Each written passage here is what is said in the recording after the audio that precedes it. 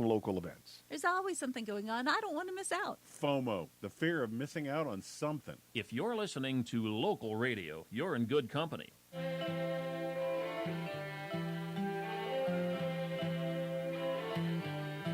There's a kind of hush all over the world. Tonight, all over the world, you can hear the sounds of lovers in love. You know what I mean? Just the two of us and nobody else. In sight, there's nobody else, and I'm feeling good, just holding you tight. So listen very carefully, closer now, and you will see what I mean. It isn't a dream. The only sound that you will hear is when I whisper in your ear, I love you. Forever and ever. There's a kind of hush all over the world. Tonight, all over the world, you can hear the sound of lovers in love.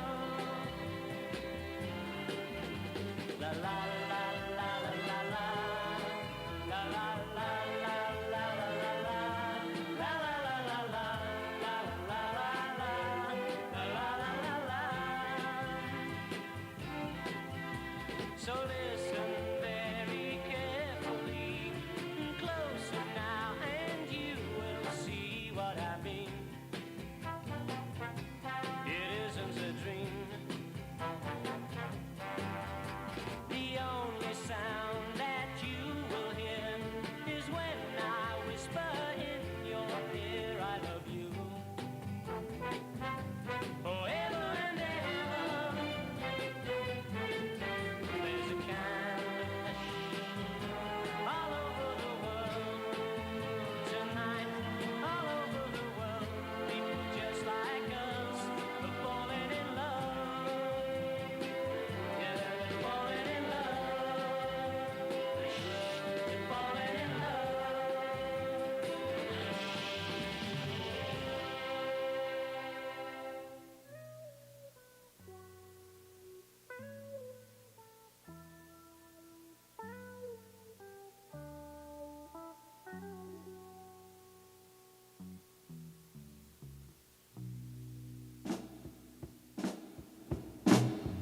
Why do I keep my mind on you all the time?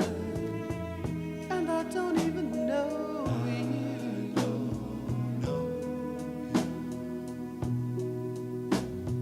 Why do I feel this way? Thinking about you every day. And I don't even know you.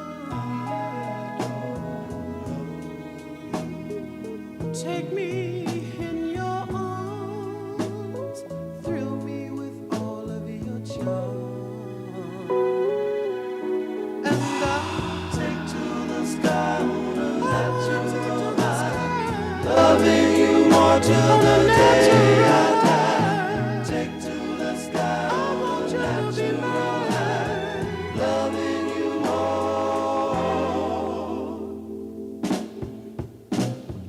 If you have anything to do, call me and I will do it for you.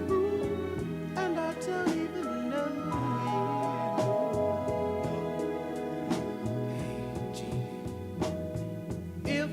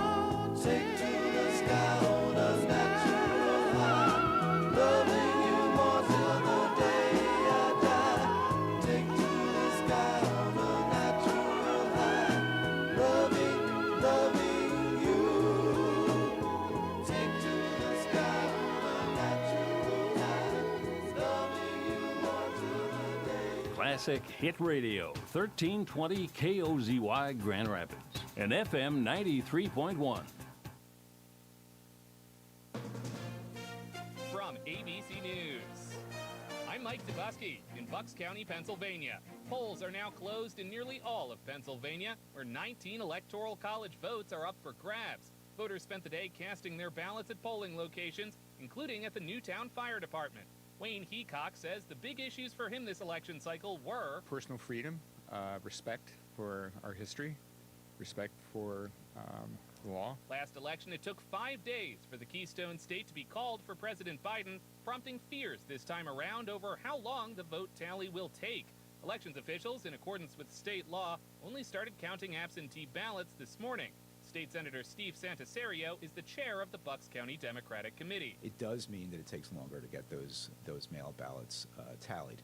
Having said that, they are much better at it now than they were 4 years ago. Meanwhile, following a technical issue in Cambria County, a judge there has ruled that poll locations can stay open for another 2 hours, with voters casting provisional ballots. Now with more news, here's ABC's Dave Packer. As polls close in some 20 states this hour, based on our exit polls, ABC News projects that Trump will win in Alabama, Florida, Tennessee, Oklahoma, and Missouri. And we project Harris will win the District of Columbia, Maryland, and Massachusetts. And in West Virginia, we project Republican Jim Justice will flip Senator Joe Manchin's independent Senate seat red. Long lines at the polls today, former President Trump with this message while voting in Palm Beach. I'd like to just make the statement that I'd like the Republicans to stay online. Democrats, if they'd like, they can leave. But I'd like the Republicans to stay online. ABC's Murray Bruce. The Harris campaign is quick to note that turnout was up across every key battleground state. They see those long lines, and they believe that that is a good sign for them, that her broad coalition of supporters is coming out. So they are cautiously optimistic. You're listening to ABC News. JCPenney has more gifts, bigger savings for every holiday wish list. Celebrate the season that never stops giving. From denim to diamonds, PJs to perfume, and mixers to massagers. We're giving you more options than ever at a value that helps you give a little extra. Looking for more bright ideas? We've got the big brands everyone wants. From Levi's to Legos, there's more to love for them and you. All the deals, all the feels, all the gifts to go around. JCPenney. Make it count. Welcome to Staples. Help! My family's in for the holidays and I need gift ideas. That's why we're here. Staples has amazing deals on everything you need. Photo gifts, laptops, and gaming systems. Even custom holiday cards and shipping solutions to send gifts to the family that can't make it. Perfect! Have anything for Uncle Frank? I love him, but the guy is never quiet. Noise-canceling headphones. For you. You get it. Unwrap huge holiday savings at Staples. And right now at Staples, save up to $350 on select computers. Ends 11/16, in-store only. The local electoral board in Richmond, Virginia removed a precinct chief during an emergency meeting. Board Chair Starlet Stevens says 11 voters were given ballots that only had the presidential race, no local races. And because they cast their ballots, they couldn't redo their vote. Stevens says the chief wasn't removed because of the error, but because he was being disrespectful and refused to help people, including someone who wanted to vote curbside. That is, by the way, something that the law allows in that state. Police closed the visitor center at the U.S. Capitol building earlier, where a man was arrested after trying to enter the building with flammable items. One of the officers noticed a faint odor of gasoline, and when they pulled the backpack off the conveyor belt, they noticed a much stronger scent of gasoline. At that point, the subject was detained. Capitol Police Chief Tom Major says there's no indication the incident was in any way related to the election. He says the suspect was also carrying papers intended to deliver them to Congress, which isn't in session. A week after heavy rains caused waterways to overflow in eastern Spain, authorities say at least 89 people remain missing. The death toll has already surpassed 217. Of those, 133 have been identified. Prime Minister Pedro Sanchez says he's earmarking 10 billion euro, or over $11 billion, to help victims. Dave Packer, ABC News. You ever try fixing your car and realize you're missing that one part? Yeah, been there. That's why eBay's my go-to. They've got millions of parts, guaranteed to fit. I'm talking brake pads for when yours have seen one too many miles of stop and go. Oil filters, because you don't mess around with your engine care. Even got this cold air intake on my watch list. I might just go for it. To keep the ride cool and your DIY streak high. Find all the parts you need at prices you'll love. Guaranteed to fit every time. eBay. Things people love. Eligible items only. Exclusions apply. Real estate agents, are you hungry, ambitious, growth-minded, and you want more for your real estate career? This is Melissa Roberts with the Patriot Real Estate Group, EXP, powered by Pemberton Homes, and we're hiring. We offer unlimited income potential, passive income opportunities, and the best tech tools in the industry to help you scale. And as the #1 Zillow team in America, we put you front and center. If you want to grow your real estate business, then what are you waiting for? We need to talk. Find me on Facebook and let's connect. Classic Radio weather. Here's your KOZY weatherology forecast. Lows dip down to about 27 tonight under mainly cloudy skies, northerly winds around 5 miles per hour. Mainly cloudy skies expected tomorrow, highs around 46. Lows dip down to about 27 tomorrow night, partly cloudy skies. Partly cloudy Thursday with a high of 47, 52 Friday. From the Weatherology Weather Center, I'm meteorologist Jennifer Wojcicki. Right now, 37.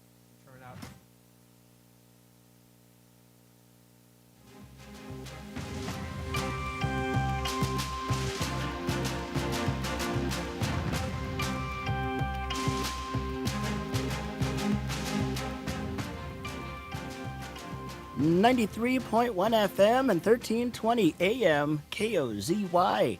Time now for our election night special live coverage of Decision 2024, and it is brought to you exclusively by Melissa Roberts and the Patriot Real Estate Group. We thank them for bringing us tonight's live coverage.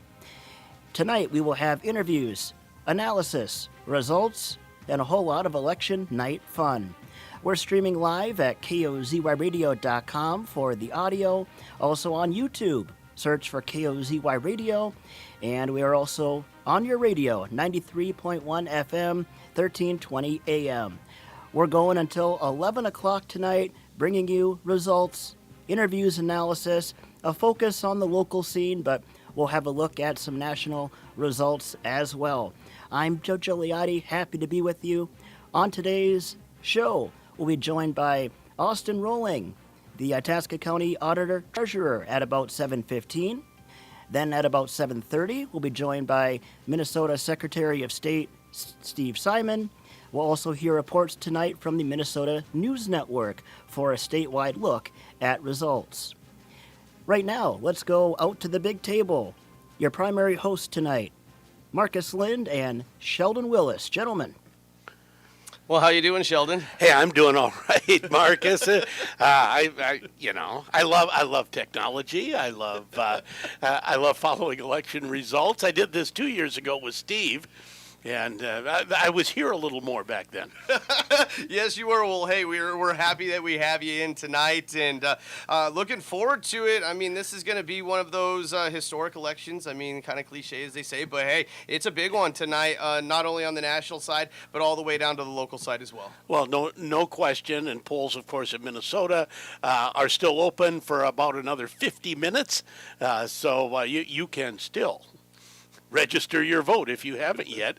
Go do that in Minnesota. We're not going to give you any results. We won't have any results for probably an hour and a half or so on the Minnesota side. Of course, if you're watching national results, those are starting to trickle in from the eastern side, but it's going to be a late night if you're following national news. Yes, it is, and as they talk, likely won't even be decided tonight. It's going to be a few days potentially before the national races in the presidency even gets decided. Yeah, very, very much so. Senate may be decided tonight. I would, very good chance the Senate flips back to Republican control tonight, basically needing to flip one or two seats depending if Republicans take the presidency.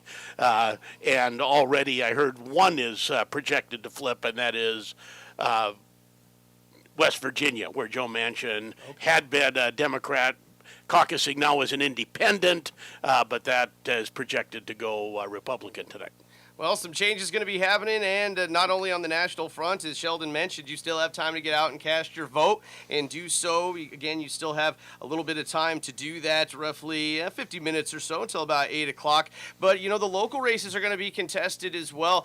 There's a lot of school board races that are intact. There's some county board seats that are out for grabs. So there's a lot happening on the local standpoint, too. Yeah, and I've said this for many years, and maybe it's not completely true anymore, but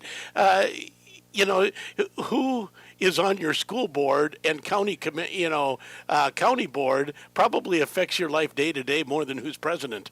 Well, you have a good point there, Sheldon. They make the decisions that are close to home. So. Yeah, exactly right. Exactly right. And if you don't have a child in school, you have a nephew, a niece, a grandchild, who, you have someone that's affected there, and the county, they're the boots on the ground for all kinds of programs, both state and federal, and that makes a huge difference to how well that runs makes a huge difference in your life.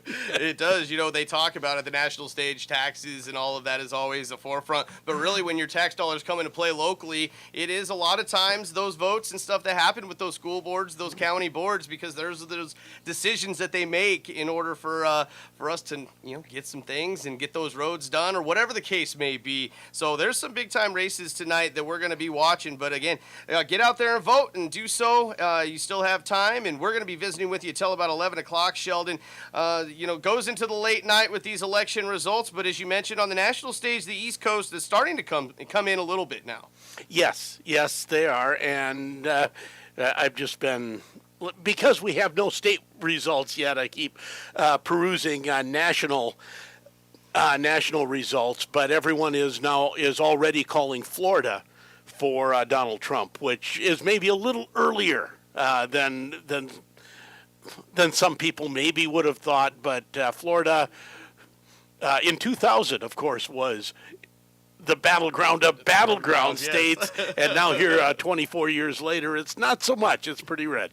Yeah, as we look through, as I'm watching, and I know that there's going to be several polls out there that are going to be reporting a lot of different things and coming in, but I'm watching the AP poll right now, and it has Trump at 95 electoral votes, Harris at 35. Of course, you need 270 to win, but yeah, Florida coming in. It's at about 87% reporting right now in Florida, so they're getting close to, they've called that one. I mean, Georgia's still on the map still. And, Virginia, North Carolina, Ohio is going to be a big one tonight, too. So Pennsylvania in there, too. And I was reading, we were just listening to ABC News. They're talking, Pennsylvania might be one of those that's a few days at least, could be almost a week before they decide that one. Well, and Pennsylvania is, whichever way Pennsylvania tips, that's probably where the presidency will go. Interestingly enough, I was in Pennsylvania just a couple weeks ago. Yes. And I have certain family and friends in Pennsylvania, and it felt like maybe 90% of the presidential dollars were being spent in Pennsylvania. My goodness, were they blanketed with ads. I mean, both camps knew how important Pennsylvania was. Wow, and so I think we're getting close to having Austin rolling. And Joe is giving me hand signals. Do we have Austin? Not as of yet, but I was just going to add, Sheldon, you were talking about Florida, and I took a trip there back in the spring in the Key Largo, Coral Gables area, and I was surprised how few Trump signs that I saw. Now, again, this was just a few-hour stretch or so, but it's just a reminder that you can't judge elections on things like yard signs or things like crowds at rallies necessarily. You judge elections by the number of votes, and here we are tonight. And there, you can go with a sports analogy there. You don't win a football game based on yards gained. You base it on times getting in the end zone, right? You base it on points, and that's it. Votes are the points of election, and that's all that matters. That is all that matters, Sheldon. And, that's interesting. You mentioned that about Pennsylvania. We look up here, and I think, even around Itasca County and the surrounding area, St. Louis County, you're seeing some billboards around. You're seeing some, the yard signs, and you're hearing some of those election ads on the radio, but it seems to me that it wasn't as strong as in past years in the state of Minnesota. It seemed like some of those races were, as you mentioned, Blake, were more focused on states like Pennsylvania. Yeah, exactly. And Pennsylvania, for Harris to win, you take those three Rust Belt battlegrounds, Wisconsin, Michigan, and Pennsylvania, and that's pretty much the story of the election. But lose any one of those three, and all of a sudden, then Trump has many, many ways to get to 270. Sheldon, I'd like to get your input as we're talking about the national race right now, and we'll take a quick time out after this your input here, Sheldon. But considering that Walz is the governor of Minnesota, I've heard talk that it's not necessarily solidified because he's the vice presidential candidate. What have you kind of seen in some polls so far? Well, I have not seen anybody that puts Minnesota in the battleground category on the presidential side. Could we be surprised? Yes. If there's a polling error of that magnitude that Trump takes Minnesota, it will be a landslide of historic proportions for Trump. Minnesota's not the tipping point state. If Minnesota goes for Trump, look for Trump to have well into the mid 300s for electoral votes. There's just, I guess voting doesn't happen in a vacuum. If Minnesota skews that much more Republican than expected, there's going to be a lot of other states going that way too. And the same, could be said if it goes, if Harris wins Minnesota by 10 instead of 5, it can go the other way. Well, we'll take a quick time out here, and we'll come back for more, as this is our election night coverage on Rapids Radio, brought to you by Melissa Roberts and the Patriot Real Estate Group.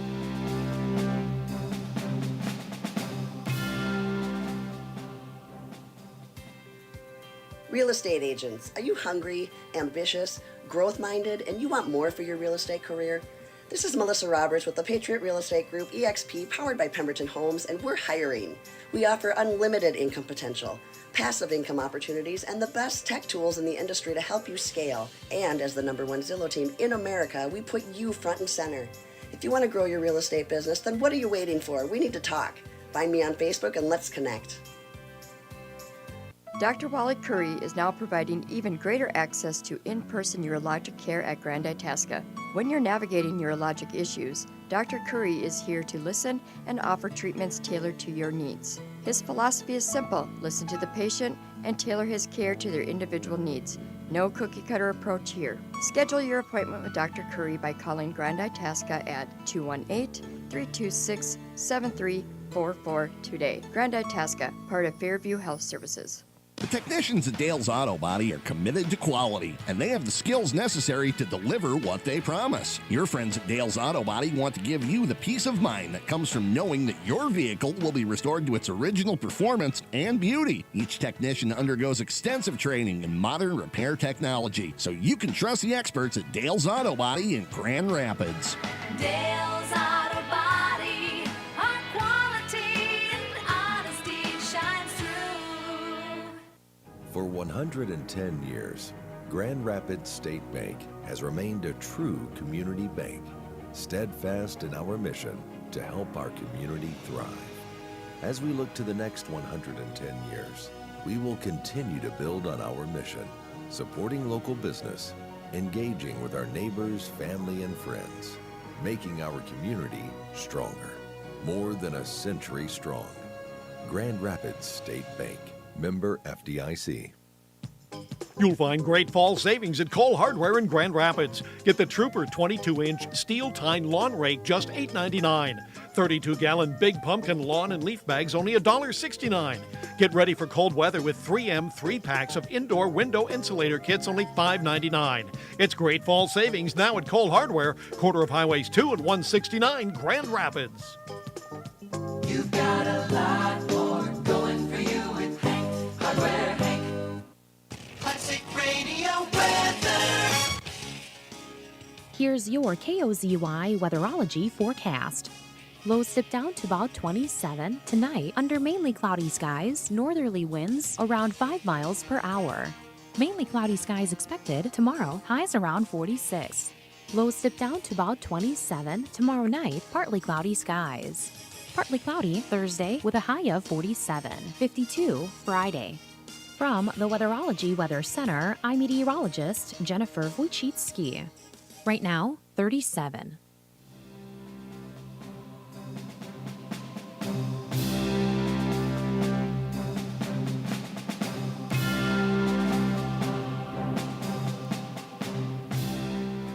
.93.1 and 1320 KOZY. Welcome back to our special election night live coverage here on KOZY 93.1 1320, streaming at KOZYradio.com and on our YouTube page. I'm Jojo Liotti. We have Marcus Lind and Sheldon Willis here with us as well. And we're now happy to welcome into the conversation Austin Rolling, Itasca County Auditor Treasurer. Austin, thank you for joining us. And more stressful for you, the days leading up to Election Day or today, Election Day itself? Hi, Joe, and thanks for having me. You know, there's a lot that goes into leading up to these things. I think that's a hard one to pick. I think certainly leading up to it, we're busier, but today's certainly the longest day, and it goes in spurts for sure. Sheldon, take it away. Hi, Austin. Sheldon here, and following up on what Joe asked you, the in-person early voting that a lot of people take advantage of now, still a relatively new thing. Does that make your job easier or harder? I wouldn't say. I don't think it does either. Certainly, getting people out and being able to, with law changes in Minnesota, early votes makes it easier to get results quicker, I would say, here at the end of the day. But other than that, it's just important that people are get out and voting. I don't think it makes a difference either way if they're voting early or on the day of. And that was going to be my follow-up question. Those in-person early votes, do those get counted first? Are those already in the system and ready to come out? Correct. So, yeah, with the law change that the legislator did here since 2022, we're able to start counting and feeding those ballots into our machines 18 days leading up to the election.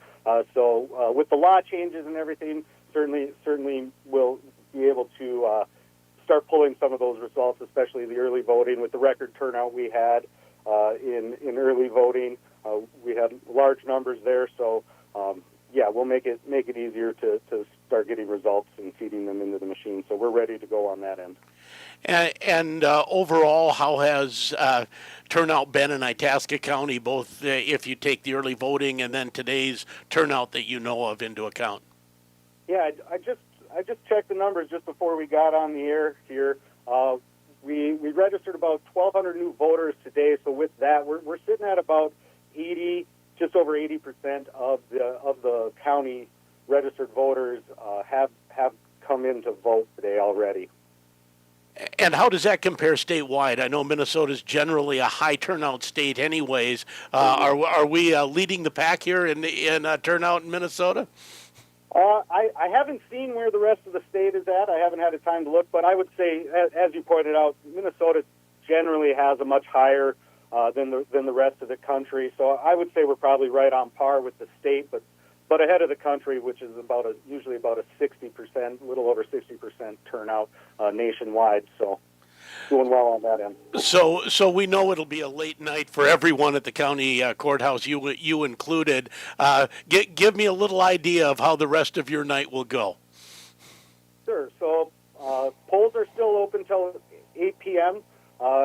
We did have some longer wait times prior. I know at polling locations have been very busy today, but you still got about 35 minutes to get in. And if you're in line by 8 p.m., you get to vote. But as far as at 8 p.m. when the polls close, the precincts will all start closing down, printing out their reports, doing the dual control by party, signing off on their tallies.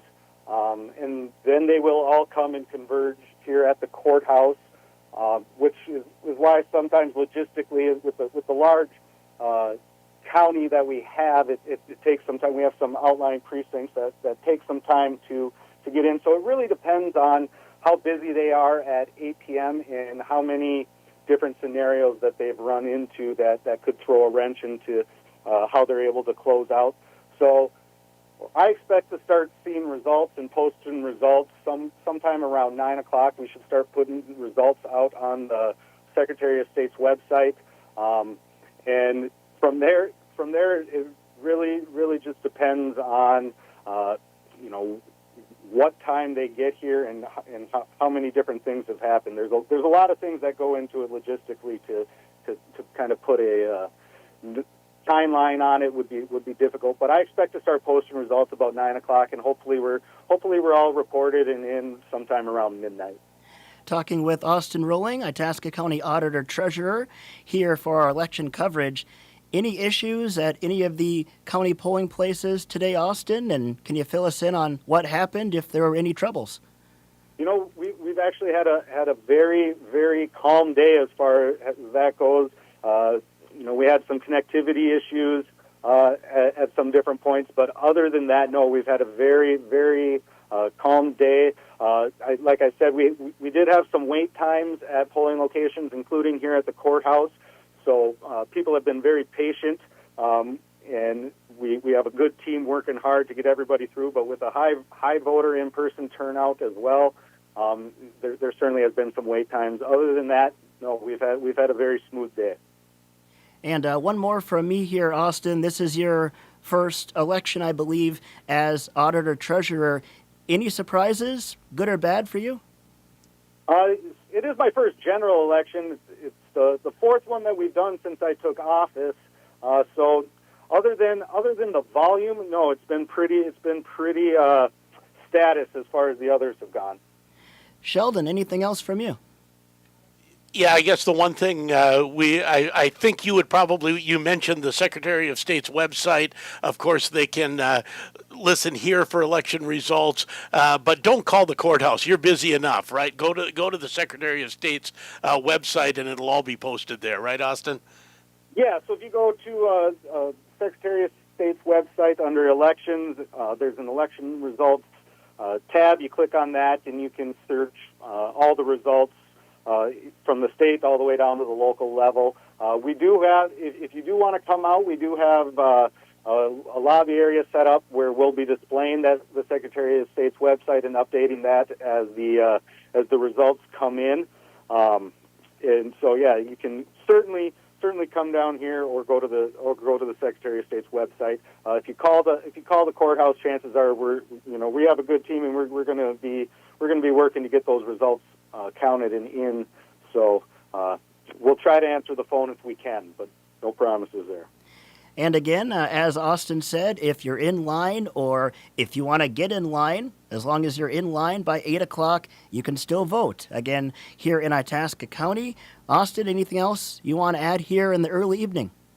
I would just say good luck to all the candidates, especially at the local level. It's not easy to put yourself out there, and so I just want to say good luck to all of them, and a big thank you to all of the election staff that I have out working throughout the county. It's not just a one-night thing for us.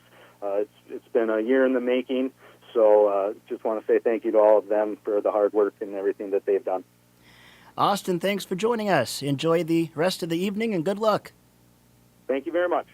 Austin Rolling, Itasca County Auditor Treasurer, here on our KOZY Election Night Special.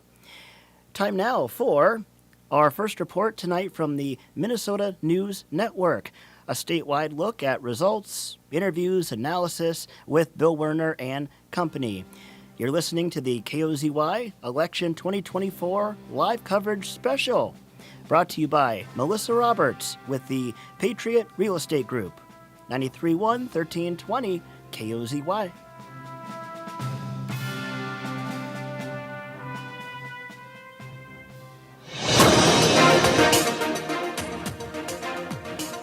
Election 2024 on Minnesota News Network. I'm Bill Werner. Big night finally here. Some wanted more time, but for many Minnesotans it could not come soon enough. And what a road we have collectively traveled to get to this day today. Remember these 2 weeks in the middle of the summer. If you want to really see something that said, take a look at what happened.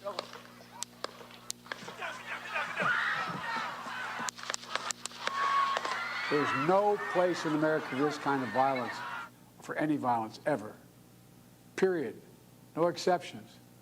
We can't allow this violence to be normalized. And the very next week, with faith and devotion, I proudly accept your nomination for President of the United States. Thank you. And the weekend after that. Nothing. It's the honor of my life. Saving our democracy. That includes personal ambition. So I've decided the best way forward is to pass the torch to a new generation. And we know what happened after that. 1 month later. It's the honor of my life to accept your nomination for Vice President of the United States. Minnesota and the vice presidential hot light for the first time since 1976. And I accept your nomination to be President of the United States of America. so now we know how we got to this day, and we're waiting to find out the result of it, of course. A busy night. I'll tell you who's on deck. Ashley Walker is at Minnesota Republican Election Night headquarters at the Radisson Blu, the Mall of America, our reporter there. Brent Palm is at Minnesota DFL headquarters, the Intercontinental Hotel in downtown St. Paul. MNN's John Anderson is at Republican headquarters, but he's also going to be tracking the 2nd District U.S. House race and the race for control of the Minnesota Senate. And let's introduce our analysts tonight, and I'll do them in reverse order. David Schultz, who's a professor of law and political science at Hamline University, we'll be tapping him a little bit later in the evening, as we will Kevin Parsnow, who's a professor of political science at Minnesota State University, Mankato. So we're well represented here geographically. And now with us, Tim Lindberg. He's an associate professor of political science at the University of Minnesota Morris. Professor, thank you for taking the time to join us. And let's talk about the main races that we're going to be covering. What's the presidential race just looking like in Minnesota from the polls? Right. So the polls in Minnesota have shown consistently Harris up by at least a few percentage points. Obviously, we saw in 2016 a very close race, and in 2020, Biden winning Minnesota by a larger amount. And so somewhere in that range, but likely going towards Harris. And the United States Senate race also on the ballot in Minnesota, across Minnesota. Amy Klobuchar, the incumbent Democrat, being challenged by Republican Royce White. What is that race looking like? And we'll see what happens, obviously, when the numbers start coming in. Yeah, so, we have an incumbent senator who has been reelected multiple times. Usually those types of senators in the past have won by larger margins than you see, say, for the presidential election. And we'll probably see that, but the politics has become so nationalized that it'll be interesting to see how much better, Klobuchar does in Minnesota than, say, Harris. It's going to be an interesting race to watch. Now, some of the other races, U.S. House races that we're watching, the ones that are maybe questionable, or at least are they're all interesting, but are more interesting than the other ones, is the 2nd Congressional District, which is the southern suburbs of the Twin Cities and down into south central Minnesota. Angie Craig, the Democratic incumbent, being challenged by Republican Joe Tayrab. And the polls are kind of showing Craig ahead in that, at least at this point, right? Absolutely. That, again, is a very close race. It's all about the suburbs of, the southern suburbs of the Twin Cities and sort of how they're going to sway. And, of course, that's going to be affected by the top of the ticket with the presidential race as well. And another one that we're watching is the 3rd Congressional District, which is Dean Phillips' seat currently, but he, of course, because of an unsuccessful presidential run, is not running for that seat. Kelly Morrison, the Democrat, Tad Jude, the Republican, in there. We're going to be watching those as well. And then, Professor, there are just obviously 6 other congressional districts in Minnesota, and we'll talk about those a little bit later on in the evening. But the indication is that the incumbents in each of those districts, the 4th, 5th, the 6th, the 7th, and the 8th, and the 1st as well, will likely be returned to office. But at any rate, Professor, we're going to check in with you again, and thank you very much for your time. Real estate agents, are you hungry, ambitious, growth-minded, and you want more for your real estate career? This is Melissa Roberts with the Patriot Real Estate Group, EXP, powered by Pemberton Homes, and we're hiring. We offer unlimited income potential, passive income opportunities, and the best tech tools in the industry to help you scale. And as the #1 Zillow team in America, we put you front and center. If you want to grow your real estate business, then what are you waiting for? We need to talk. Find me on Facebook and let's connect.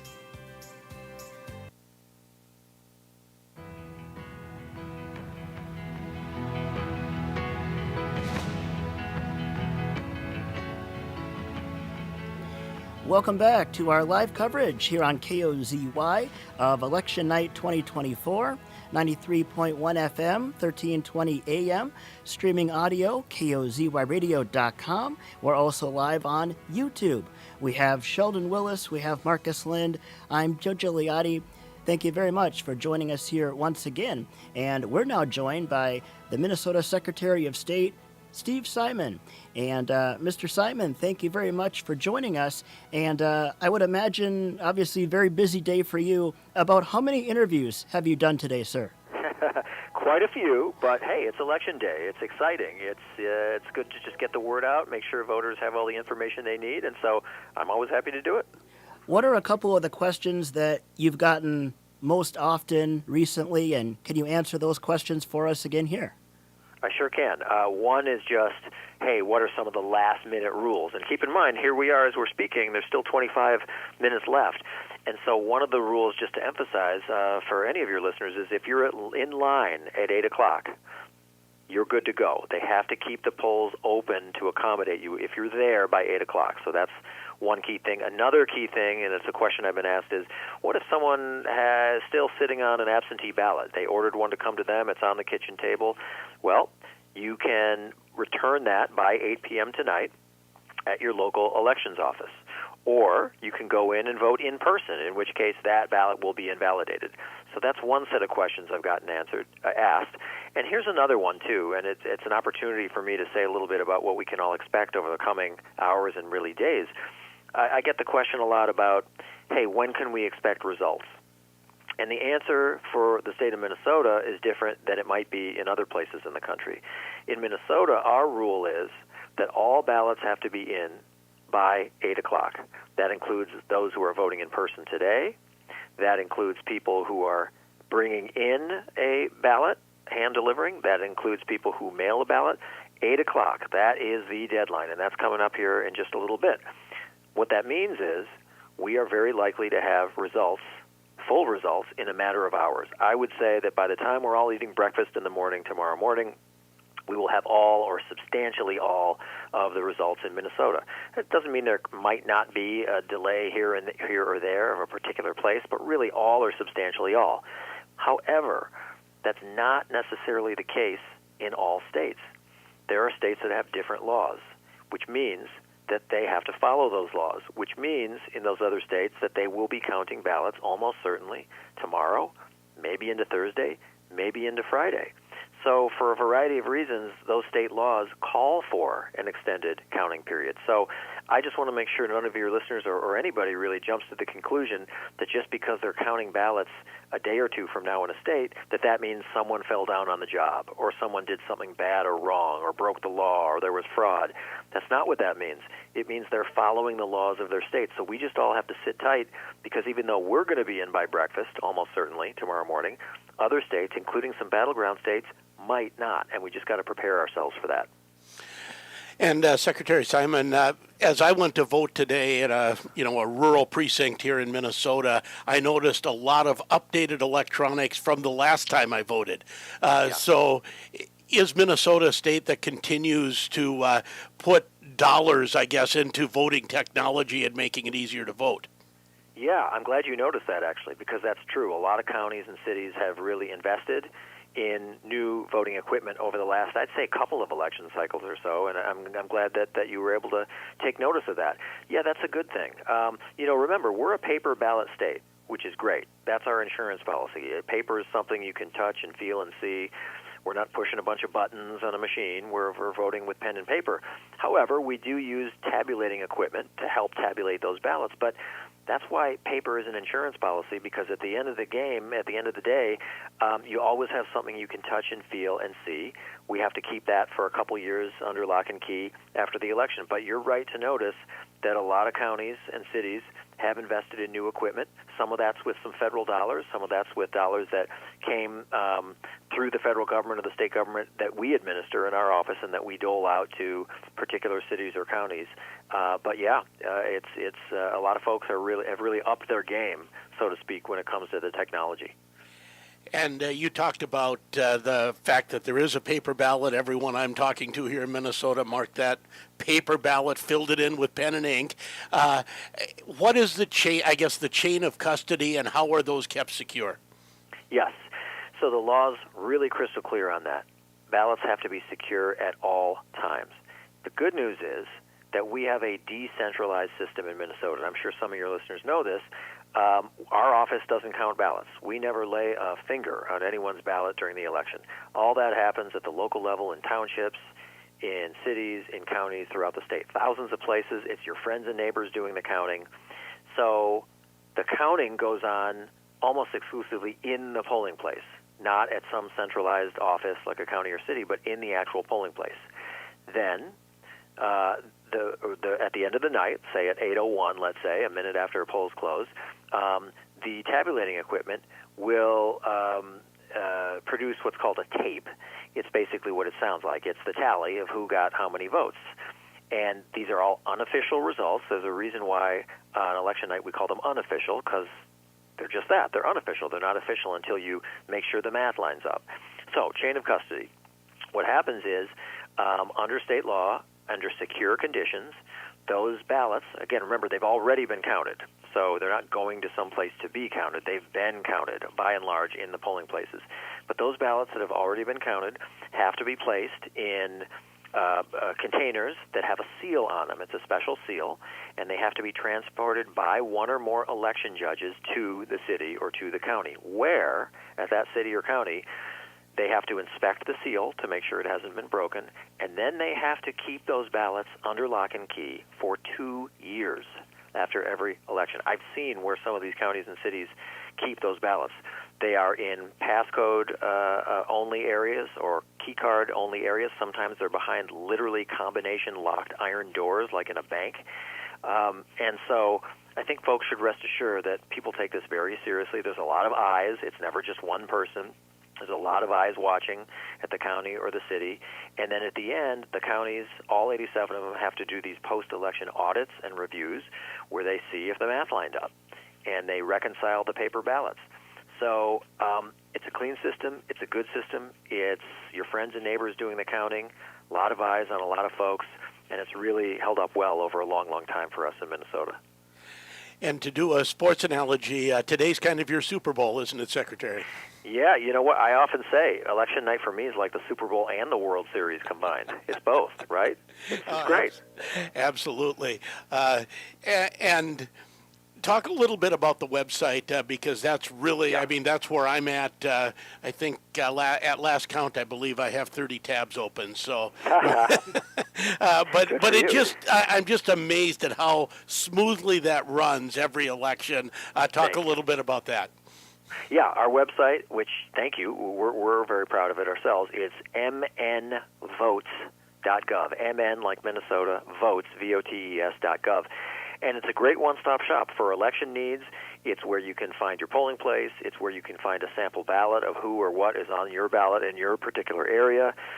It's where you can find all the rules and the laws and things like that. And then later on election night, it's where you can find the results. And you can refresh and look at all the tabs that you might have open and look at all the contests or races that you're interested in as the results start to come in. And I guess how much, obviously it's your office that maintains that, and has it been pretty much unchanged as far as the look and how, you know, if people were on it 2 years ago, they're going to be used to the interface that they find? Yeah, for the most part, that's true. A few years ago, we spent a year redesigning and revamping the website, and we really wanted to make it user-focused, not what we thought was cool and interesting, but what actual users wanted out of that website.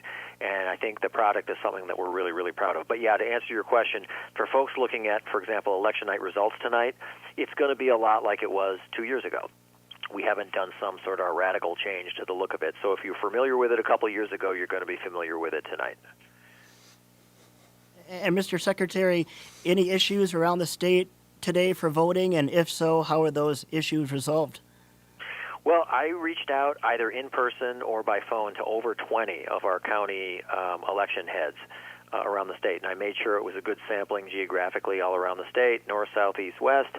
And what they told me is there were some isolated issues, but nothing that was widespread, nothing that wasn't overcome. For example, someone in a particular county, a county auditor treasurer would tell me, we had a printer go down in one precinct, but we were able to fix it. Or we had a tabulating equipment that got unplugged. Accidentally, someone kicked the plug, and so we had to reboot it, but everything was fine. Or there was a voter who was confused about the rules, but everything was explained to that voter. Things like that. Nothing widespread, nothing that anyone was really bent out of shape about in particular. And so, based on my interactions, things went really quite smoothly. Sheldon, I told you to watch out for that cord near the ground. Come on now. There was nothing in Coleraine, trust me. Nothing had happened there. One more for you, Mr. Secretary. How do you balance leading up to an election? There's a lot of misinformation out there about voting and voting security. How do you balance between wanting to assure people that things are okay versus not wasting your time and energy on just ridiculous theories? You totally nailed the basic kind of push-pull that goes on in our office, and I'm sure other offices around the country. When someone says something that's wrong about the election, and maybe, sadly, intentionally, they say something that's wrong in order to undercut confidence or whatever, the debate we always have is exactly the one you just outlined, which is, hey, should we talk about this? Or by talking about it, are we giving it sort of more oxygen than it otherwise would have, right? Are we drawing attention to it when it might have been ignored? We go through that all the time. Kind of it's a you know it when you see it kind of situation, right?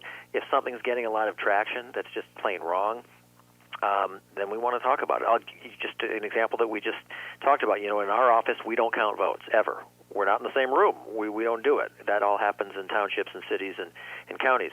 But if someone's on social media saying that I or our office we're counting votes, or we're miscounting votes, or we're fraudulently counting votes, that's just plain old not true. So that's the kind of thing that we will typically call out. You got to sort of lead with the truth and call that out. But sometimes there are some tough calls about something that isn't getting a lot of traction, so why give it traction? And so but generally speaking, we kind of err on the side of pointing out the thing that's wrong, not just saying what's wrong, but saying what's right. This thing is wrong, but here's what the rule really is, or here's how it really works. And so that's what we tend to do more of. Talking with Minnesota Secretary of State Steve Simon here on KOZY. Mr. Secretary, are you allowed to comment on any individual races, even if it's just, hey, you guys should keep your eye on this race as the results come in? Well, I mean, I'm no pundit. I'm no political pundit. I sort of leave that kind of stuff to the pundits about who's up, who's down, the political conventional wisdom.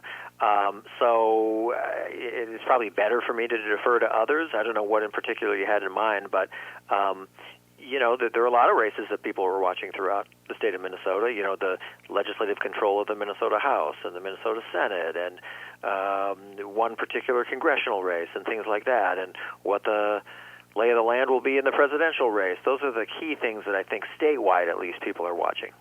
Sheldon, anything else for Mr. Simon?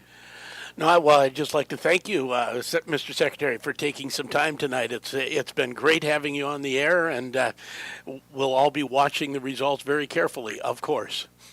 Absolutely. Well, thanks for having me. I really appreciate the opportunity. Thanks a lot. Happy election night. And I have one more for you, Mr. Secretary, if you have a second. Sure. Just circling back to where we started, where does this interview rank on the ones you've done today? Oh, clearly number one. I mean, it's not even close. I like it. Sheldon, we did it. All right. Well, hey, thank you very much, Secretary of State Steve Simon, here on our election night coverage. Thank you, sir. Thank you. All righty. Well, there we go. Steve Simon, pretty cool. Yeah, I loved having him on. That was a great reach out by Program Director David Moody to have Secretary of State Simon on the air, and he's a great interview. He's from Hopkins, by the way. Ah, I see. Now, when David said he reached out to the office and they said, yeah, how about the Secretary of State himself? My thought was, really? Excellent. So thank you, sir. And hey, what do you say we take a quick break here on Election Night 2024? You got 10 minutes to get to the polls if you're the ultimate procrastinator. Hurry up. 93.1 1320 KOZY, our live coverage of Election Night 2024, brought to you by Melissa Roberts with the Patriot Real Estate Group, continues after a break. KOZY.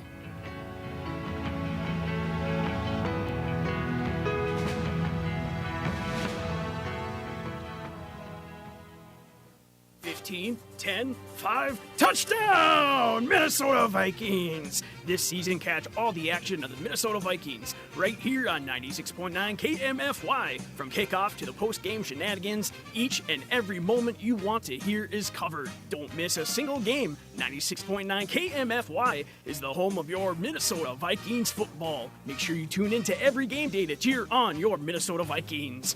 96.9 KMFY, Skol Vikings! This is Wings Callahan. Join me every Friday here on Cozy Radio as we kick off the weekend with Hot Rod Radio USA. Every Friday afternoon from 3 to 5, we play the best car songs and rockin' music from the 50s, 60s, and 70s. There will be letters, requests, and a ton of great music. If you like classic cars and classic hits, join me every Friday for Hot Rod Radio USA. Hot Rod Radio is sponsored on KOZY by CarQuest of Grand Rapids. Hi, I'm Dr. Grant Carlisle, the new face at Bonner Eye Clinic. I grew up in Grand Rapids, Minnesota, and have always loved the lakes and many outdoor activities. After completing my medical studies and rotations at the University of Minnesota, I did an internship at Hennepin Healthcare. This was followed by an ophthalmology residency and an ophthalmic, plastic, and reconstructive surgery fellowship at Penn State. My family and I are excited to be back in northern Minnesota. I look forward to serving the community as part of Bonner Eye Clinic in Grand Rapids. Check out L&M Supply's toy and gift sale going on this week and get a head start on that holiday shopping. No matter who you're shopping for, there are great store-wide deals sure to please everyone on your list. Check out savings on a wide variety of toy trucks, tractors, dolls, and art supplies. 25% off on all in-stock puzzles and games. Hot prices on select clothing and footwear to keep everyone warm this winter. Deals on sporting goods, grills, and power equipment, and so much more. Check out the sale at your local L&M Supply or visit lmsupply.com now through November 9th. Everyone loves a good story. Join us weekday afternoons at 4:20 for a feel-good story. Chicken Soup for the Soul Radio Minutes feature an inspirational Chicken Soup for the Soul story narrated by Emmy nominee and former Charlie's Angels star Kate Jackson. Staying true to Chicken Soup for the Soul's well-known style, the Radio Minutes are family-friendly and a wonderful addition to your day. 4:20 weekdays on 1320 KOZY. Yep, I remember the good old days. You had to make plans without a weather forecast before KOZYradio.com. Yeah, that's right. You had to drive across town to see what your favorite radio people were doing. Uphill, both ways. You had to wait and wait and wait to hear the latest local news. Now Grand Rapids news is a download away at KOZYradio.com. We never knew about the fun things to do in town either. Boy, the days before KOZYradio.com. What did we do? We walked to school in 15 feet of snow, uphill both ways, ate rocks and liked them, lived under a pine cone. We already covered that. KOZYradio.com.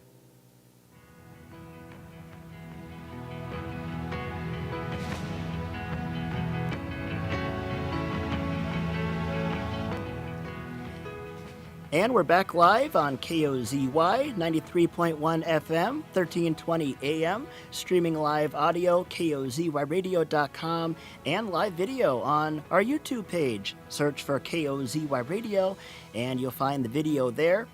And tonight's coverage of Election Night 2024 is brought to you exclusively by Melissa Roberts with the Patriot Real Estate Group. Thank you, Melissa, for bringing us tonight's coverage. I'm Jojo Liotti, along with Marcus Lind and Sheldon Willis. Thanks again to Minnesota Secretary of State Steve Simon for joining us here. And guys, before we get to 8 o'clock here, Marcus, I was asking about your home state of Nebraska and how you guys decide races there on the big-time levels. Yeah, and actually, I think Sheldon actually described it a little bit better than I do even for my own home state. So I'll let him tell you all about it. Okay, so a state has the electoral votes equal to the number of representatives and senators combined. So Minnesota has 10, 8 representatives, 2 senators, and they all go to the winner in Minnesota. In Nebraska, the winner of the state gets the 2 Senate votes, and the winner of each congressional district gets those votes separately. It's not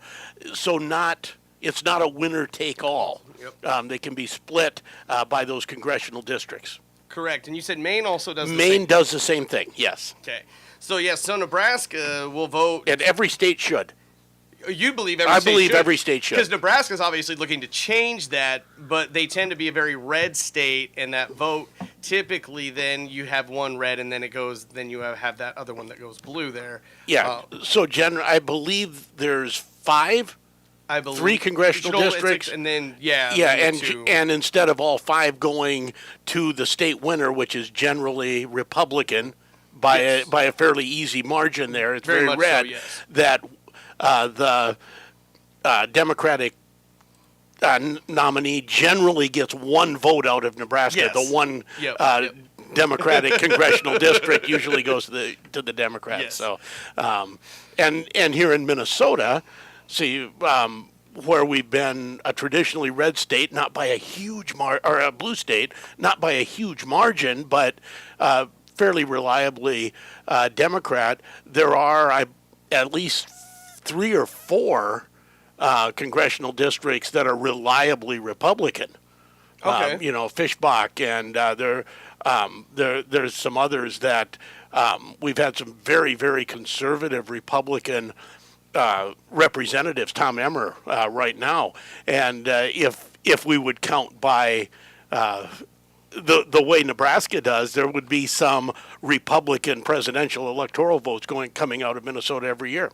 And so is that kind of why you think every state should do that? Because then it's more representation. Yes, yeah. I mean, see now you're making me into a pundit instead of a reporter, but in my opinion, the problem with winner take all is the minority does not end up being represented.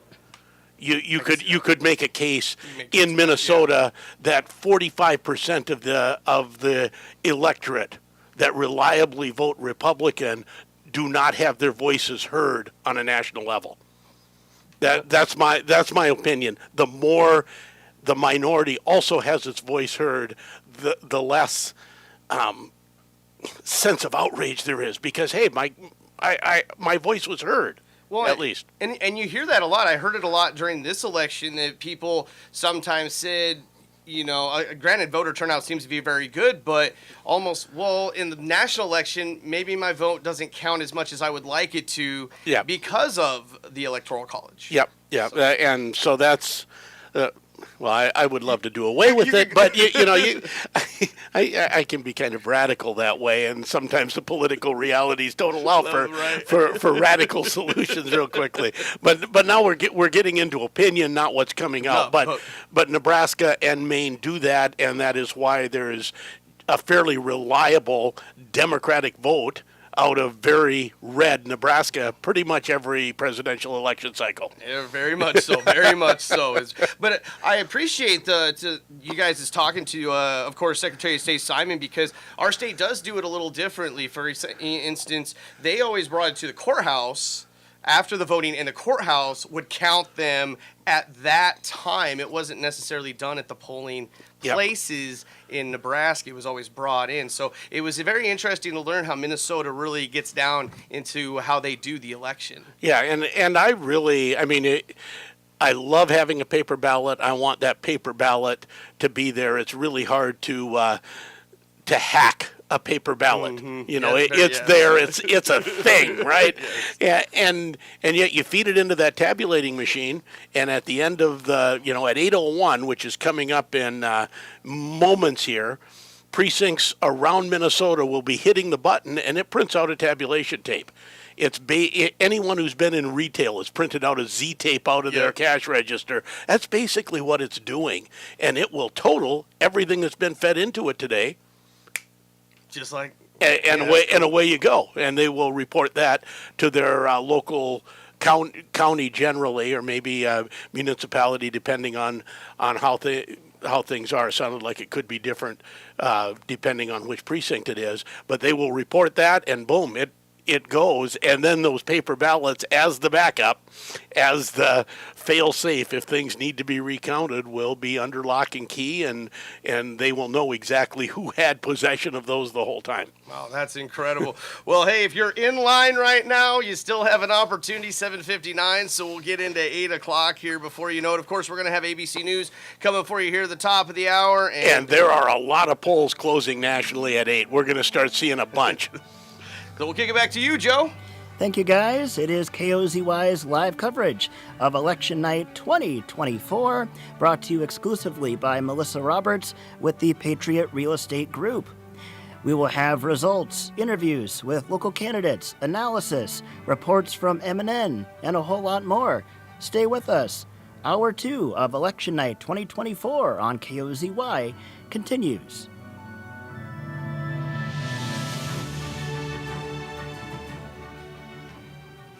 Classic Hit Radio, 1320 KOZY Grand Rapids, and FM 93.1. From ABC News, I'm Jim Ryan. On this Election Day 2024, polls are starting to close in the eastern half of the country, and we're getting our first results. ABC News projects former President Trump the winner in Indiana, Kentucky, and Arkansas, Vice President Kamala Harris in Vermont, Massachusetts, New Hampshire, and Maryland.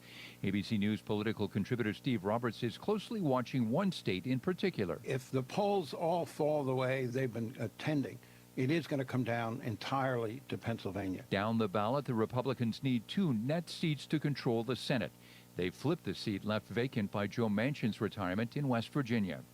I'm Jim Ryan, ABC News. Now with more, here's Dave Packer. And Jim, we're getting additional projections based on our exit polls. ABC News projects former President Trump will win in North Dakota, South Dakota, Texas, and Wyoming. Democrats report long lines on college campuses in key swing states, including Pennsylvania and Wisconsin.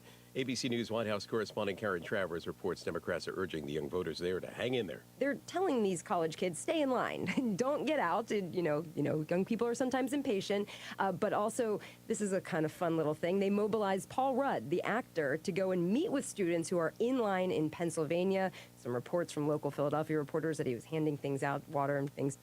State election officials reporting record turnout in this year's election, including in Georgia, where Secretary of State Brad Raffensperger said 5.2 million ballots were cast this year. We never had this kind of turnout before. Raffensperger also said voting is being extended in a dozen precincts due to bomb threats. Law enforcement saying those threats in Georgia and several other states originated in Russia. A key seat flips in the Senate. Republican Jim Justice wins the seat that had been held by West Virginia Democrat turned independent Joe Manchin. And ABC News projecting that Florida's abortion referendum will fail, meaning a 6-week abortion ban will stay in place. You're listening to ABC News. Still getting around to that fix on your car? You got this. On eBay, you'll find millions of parts guaranteed to fit. Doesn't matter if it's a major engine repair or your first time swapping your windshield wipers. eBay has that part you need, ready to click perfectly into place for changes big and small, loud or quiet. Find all the parts you need at prices you'll love, guaranteed to fit every time. But you already know that. eBay, things, people, love. Eligible items only. Exclusions apply. Pluto TV is a place for movie fans like me. And TV fans like me. They've got something for everyone, and it's free. I love free, and I love Jersey Shore. For me, it's The Godfather. SpongeBob SquarePants. I am Patrick. Patrick is me. Oh, Forrest Gump, come on. Criminal Minds, solving crime after bedtime. Whatever you love to watch, Pluto TV makes it easy with thousands of free movies and shows. Pluto TV. Stream now, pay never. It's not just Americans who are eagerly awaiting today's election results. ABC's Ian Pannell says foreign nations like China are waiting to see who world leaders will be working with. China has no official position but prefers stability. And I think that probably means Harris. A Trump presidency, of course, would mean tariffs that would further hurt a slowing Chinese economy and a potential trade war. And, of course, questions remain, I think, about how far either candidate would support Taiwan. That's ABC's Ian Pannell reporting from the Foreign Desk. It's not just the presidential race that voters weighed in on. A lot of both amendments and different things in the ballots. Thankfully, I was able to review it, but I think if you didn't have a chance to review it, it could be overwhelming. Voter Oscar Ospino in Coral Gables, Florida, did research on down-ballot issues before he headed to the polls. In total, voters in 41 states are deciding the fate of 146 ballot measures on topics ranging from abortion to drug legalization. South Korea's privacy watchdog has fined Meta over $21 billion for illegally collecting Facebook users' sensitive information. That allegedly includes data about political views and sexual orientation, which the watchdog says was shared with advertisers. NASCAR has issued $600,000 in fines and suspended 9 team members from 3 organizations for alleged race manipulation at Martinsville Speedway in Virginia. Because the penalties were issued the week of the season finale, the teams have until Wednesday afternoon to ask for an extended appeal. Dave Packer, ABC News. Welcome to Staples. Help! My family's in for the holidays and I need gift ideas. That's why we're here. Staples has amazing deals on everything you need. Photo gifts, laptops, and gaming systems. Even custom holiday cards and shipping solutions to send gifts to the family that can't make it. Perfect! Have anything for Uncle Frank? I love him, but the guy is never quiet. Noise-canceling headphones. For you. You get it. Unwrap huge holiday savings at Staples. And right now at Staples, save up to $350 on select computers. Ends 11/16, in-store only. Classic Radio weather. Here's your KOZY weatherology forecast.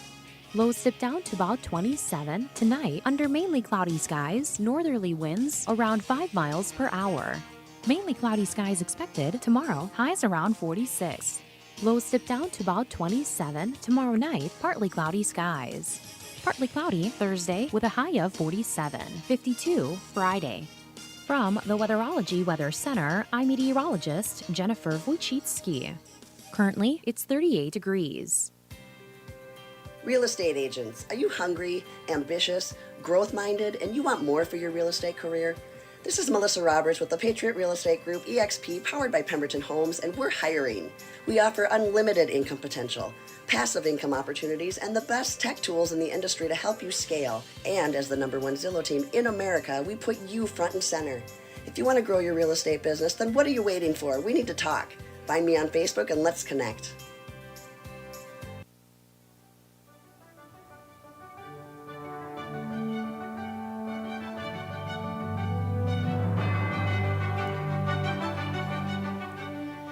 Election Night 2024, live coverage here on KOZY 93.1 FM, 1320 AM Rapids Radio, and streaming audio, KOZYradio.com, and streaming video on YouTube. Just search for KOZY Radio, and you can find us there. We have Sheldon Willis and Marcus Lind. I can see them on the YouTube video as we speak, and I can see them out the glass right in front of me. And tonight's coverage brought to you by Melissa Roberts with the Patriot Real Estate Group. Sheldon, Marcus, what do you have cooking out there? It's too late. If you're not in line, you can't vote anymore in Minnesota. It's done. It's done. And in about an hour, we'll start getting some statewide results. So far, no real surprises nationally. But, North Dakota, South Dakota, Nebraska statewide, so those 2 electoral votes, Wyoming, all being projected for Trump, New York, Vermont, Connecticut, Illinois being projected for Harris. So the count I see says 120 to 99. Is that where you're at? That's what I got as well. Okay, we're on different sites, so sometimes they can call them a little bit differently. But, so we're in agreement there. And Trump... Now, the kind of in-depth blog that I was looking said Trump's numbers look good in Georgia. It hasn't been called, but they think that Trump is beating the numbers that he had 4 years ago by enough that it'll flip that state. Biden took it by an extremely narrow margin in 2020. Yeah, that's actually the site that I'm working with now is saying that it looks like as of right now, Georgia, North Carolina, Virginia, and Iowa are all kind of swinging that way towards Trump at this time. So. And speaking of Iowa, one of the headlines over the weekend was that big Des Moines Register poll, known to be one of the more accurate ones. And it had Harris ahead 47 to 44%. So there was a big highlight on that one. What does this mean? Does it mean anything? But that certainly got some attention. So, Sheldon, I'll have some eyes on Iowa as the evening goes along. Yeah, we'll keep an eye on that. But whenever you see polls like that don't line up with, I guess, the agreement of the polls, it's what's called an outlier. It would be a surprise for sure. And that can happen in polling. Polling is more art than science sometimes. Mm-hmm. It does. It gets that way. And in fact, I think, Joe, you're referencing something that our owner, Steve Hallstrom, was looking at, as he's been very in-depth with the political atmosphere here lately, too. But it becomes, as Sheldon just mentioned, kind of sometimes more of an art. You just never quite know. But, hey, that's why those votes, they're counted and they're coming in. And as you mentioned, we're 10 past now, so everything's going to start coping in here in the next, less than an hour, Sheldon. We should start seeing some pretty significant results. Yes, absolutely. And I see one place has called Texas now, and others haven't. So, and to add that would, again, no surprise. Sheldon, I think we can visit here a little bit more about the national race in your kind of thought process over the past few presidential races. How does this one compare as far as closeness to some of the other ones that you've seen throughout your time? Oh, man, and I would say, time will tell. Time will tell. But I would say closer than most. This reminds me more of 2000, where it could come down to one state, and that one state could be razor thin. And the 2000 is the only reference point I have to that. And, of course, that went on for months. And in fact, I just listened to a whole podcast on the 2000 election. It was like 3 hours of history on that. So my memory has been refreshed on that. But final vote count, when the Supreme Court stopped it, the official margin was like 337 votes out of, however many 3 million, I believe, cast in Florida that year, or maybe it was 6 million. I see my numbers right. But I know, the margin was less than 400, and it's just, razor thin. Could it come down to something like that in Pennsylvania? It could. It could. It won't come down to it in Florida. It'll be in Pennsylvania if that happens. Well, and the site actually I'm looking at, of course, Pennsylvania is only 18% reporting right now, but from what it's looking like, Harris is significantly up right now in Pennsylvania. So that could be a big one. Yeah, but no one has called that. And with North Carolina and Georgia trending red, even though they haven't been called, if North Carolina and Georgia both go red, then Harris's only path is basically Pennsylvania, Michigan, Wisconsin. All three. Yeah, she's got to run that table, run that Rust Belt blue wall, which worked in 2020, did not work in 2016. And where would states like Arizona and Nevada fit in there? In that scenario. And I need to get to another site where I can do the little click and put states in different columns to make sure they add up. But I believe if North Carolina and Georgia both go red, that Arizona and New Mexico would not be enough.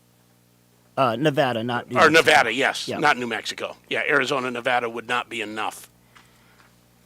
So I just see Texas is now called for Trump on both sites I'm watching. So makes it 177 to 99. And, like I said, we don't have state results yet. Those will be coming in about 45 minutes, and we'll be hitting refresh and digging through school board and all kind, county races and all of the things that we can find on the fabulous Secretary of State site that we have here in Minnesota. But right now we just keep watching. And Ohio Senate too close to call so far. Okay. Ohio firmly in in Trump's column presidentially, but an incumbent senator who's fairly popular looking to buck that trend, and that's a must-win for the Democrats if they have any chance of keeping the Senate.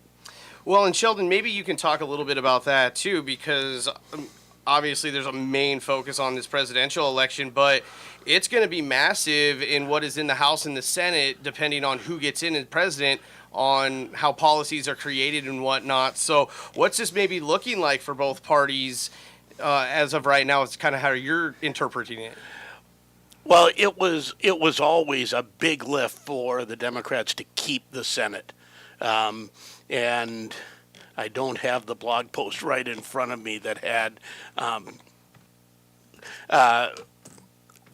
the list of all the Senate races that are in Republican-leaning states this year that Democrats currently have that seat, and they need to keep it against a moderately Republican electorate, whether it's in Wisconsin and in Ohio and in Montana, and they basically need to run the table to make that happen in those. Montana, very strongly Republican-leaning state. Ohio, fairly strong. Wisconsin, more of a battleground, but still maybe leans red just a little bit. So they got to run the table in all of those right now to keep the Senate. The House is going to be, we won't know that for a long time, but and that's only 4 seats away. I mean that margin is probably going to be razor thin again. It's so interesting when you start really diving deep into this. And, as you look at the different states, the kind of the sites that I'm looking at, because you get just very, very preliminary votes in, because some states count those early votes incredibly quickly and things. And, you're seeing Wisconsin is showing up with Trump lead just very, very early. But it's, as we go throughout the night, things change so drastically as the numbers continue to kind of be counted in here, Sheldon. But locally, too, I mean, like I said, I was super excited last hour to learn more about the process here, this being my first election in the state of Minnesota. But they seem to really do it up right. And, the way that the process really goes down, it seems incredibly efficient in this state. Yeah, no, it's always been a clean voting state and a high turnout state both, so you can't ask for more than that. I was just looking at 538 projections in Minnesota, and there is not a congressional district in Minnesota that they have at less than 98%. Oh, wow. Percentage, and that's a pre-election. That's not based on any results, but that's based on their polling and analysis and what have you. And they're usually, they put a number on it. This is 99% chance to stay Democrat or to 90. And Minnesota doesn't have one under 98%, which means we don't have competitive House races in Minnesota, which is really too bad. It's too bad. You would like to have competitive districts, which does a couple things. It pulls candidates toward the center a little bit when you have a competitive district, and it also gives you the chance to. It's swingier, It has a chance to change. But anyways, you get me. Don't make me say things. Enough of that. It's kind of like the sports aspect, though. Sheldon, we can talk sports all day too. But when things are competitive, they're better. You could talk about that on the business side too. That most times in most situations when things are competitive, it's a benefit for everybody. Yes, absolutely. And okay, so you did. Section 7 9-man football. Correct, yes. You did the 60-6 blowout in the regular season, MIB and Cherry. Yes. And then you did the 34-28 competitive section final. Yes. Which was more fun? The competitive game. Bingo. And speaking of football analogies, I'll just point out that earlier in the evening, the Electoral College count for the presidency at one point was Donald Trump 28, Kamala Harris 3. Atlanta Falcons fans were like, oh, again? Oh, no. And with that, we'll take a quick break. Guys, when we come back, how about we look ahead to some Minnesota races that we'll have our eyes on. We're awaiting results. Polls just closed 19 minutes ago here in Minnesota. Our election night coverage continues on KOZY, brought to you exclusively by Melissa Roberts with the Patriot Real Estate Group. Stay with us, KOZY.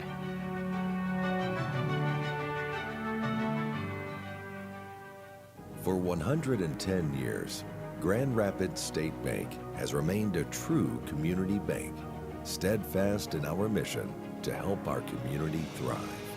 As we look to the next 110 years, we will continue to build on our mission, supporting local business, engaging with our neighbors, family, and friends, making our community stronger, more than a century strong. Grand Rapids State Bank, member FDIC. I'm having a really hard time lately, and I'm worried no one will understand what I'm going through. I feel so alone. I wish there was somebody I could talk to. If you're looking for support, Mental Health Minnesota is here for you, with connections to others who have also struggled with their mental health and can provide support and resources. Services are anonymous, confidential, free of charge, and open 7 days a week. Connect today at mentalhealthmn.org or call 855-HERE-FOR-MN today. Sponsored by Mental Health Minnesota, the Minnesota Broadcasters Association, and this station. The Area Youth Activities coupon books are here with over 300 coupons available. The cost is only $25 and supports area youth. You can pick up your coupon book from any member of the Greenway Band and Choir, Dreams Come True Dance, Deer River Honor Society, or Our Redeemer Youth Group. You can pick them up at the following businesses: Affinity Plus, Hollywood Bait, both branches of the First National Bank of Coleraine in Coleraine and La Prairie, Pasties Plus, Aesthetics Salon, Dottie's Cafe, The Evergreen, or Hair Designs Unlimited. Save money and shop locally while supporting the kids with the Area Youth Activities coupon book. Could there be a better name? Auto Value Parts Stores. They aren't just about air fresheners or fuzzy dice. Auto Value Parts Stores are all about parts, auto parts, and advice. Pros who know auto parts with tons of tips when you need them the most. You want real value? Don't go to a place with a cute name. Go to Auto Value. Could there be a better name? I didn't think so. Your Auto Value Parts Store. We've got the parts, we've got the smarts. Once upon a time, there was a sleepy bear in search of a place to nap. Like the inside of a car. A coupe? Too small. An SUV? Too big. A station wagon? Just right. But as his eyelids began to get heavy... Covered it. September 30th, 2013. Talk to farmers. We know a thing or two because we've seen a thing or two. We are farmers. Bum, bum, bum, bum, bum, bum. Underwritten by Farmers Truck Fire Insurance Exchanges and Affiliates. Products not available in every state. Your local Farmers Insurance agents are Bob and Adam Peterson. Call them at 326-5757.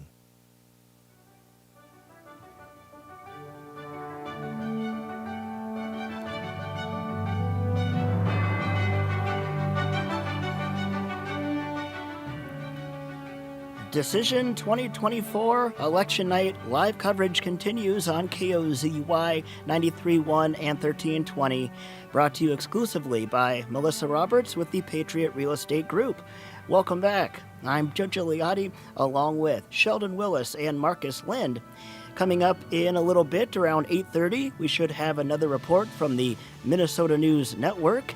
Bill Werner and company leading that coverage for us. Again, polls in Minnesota closed at 8 o'clock.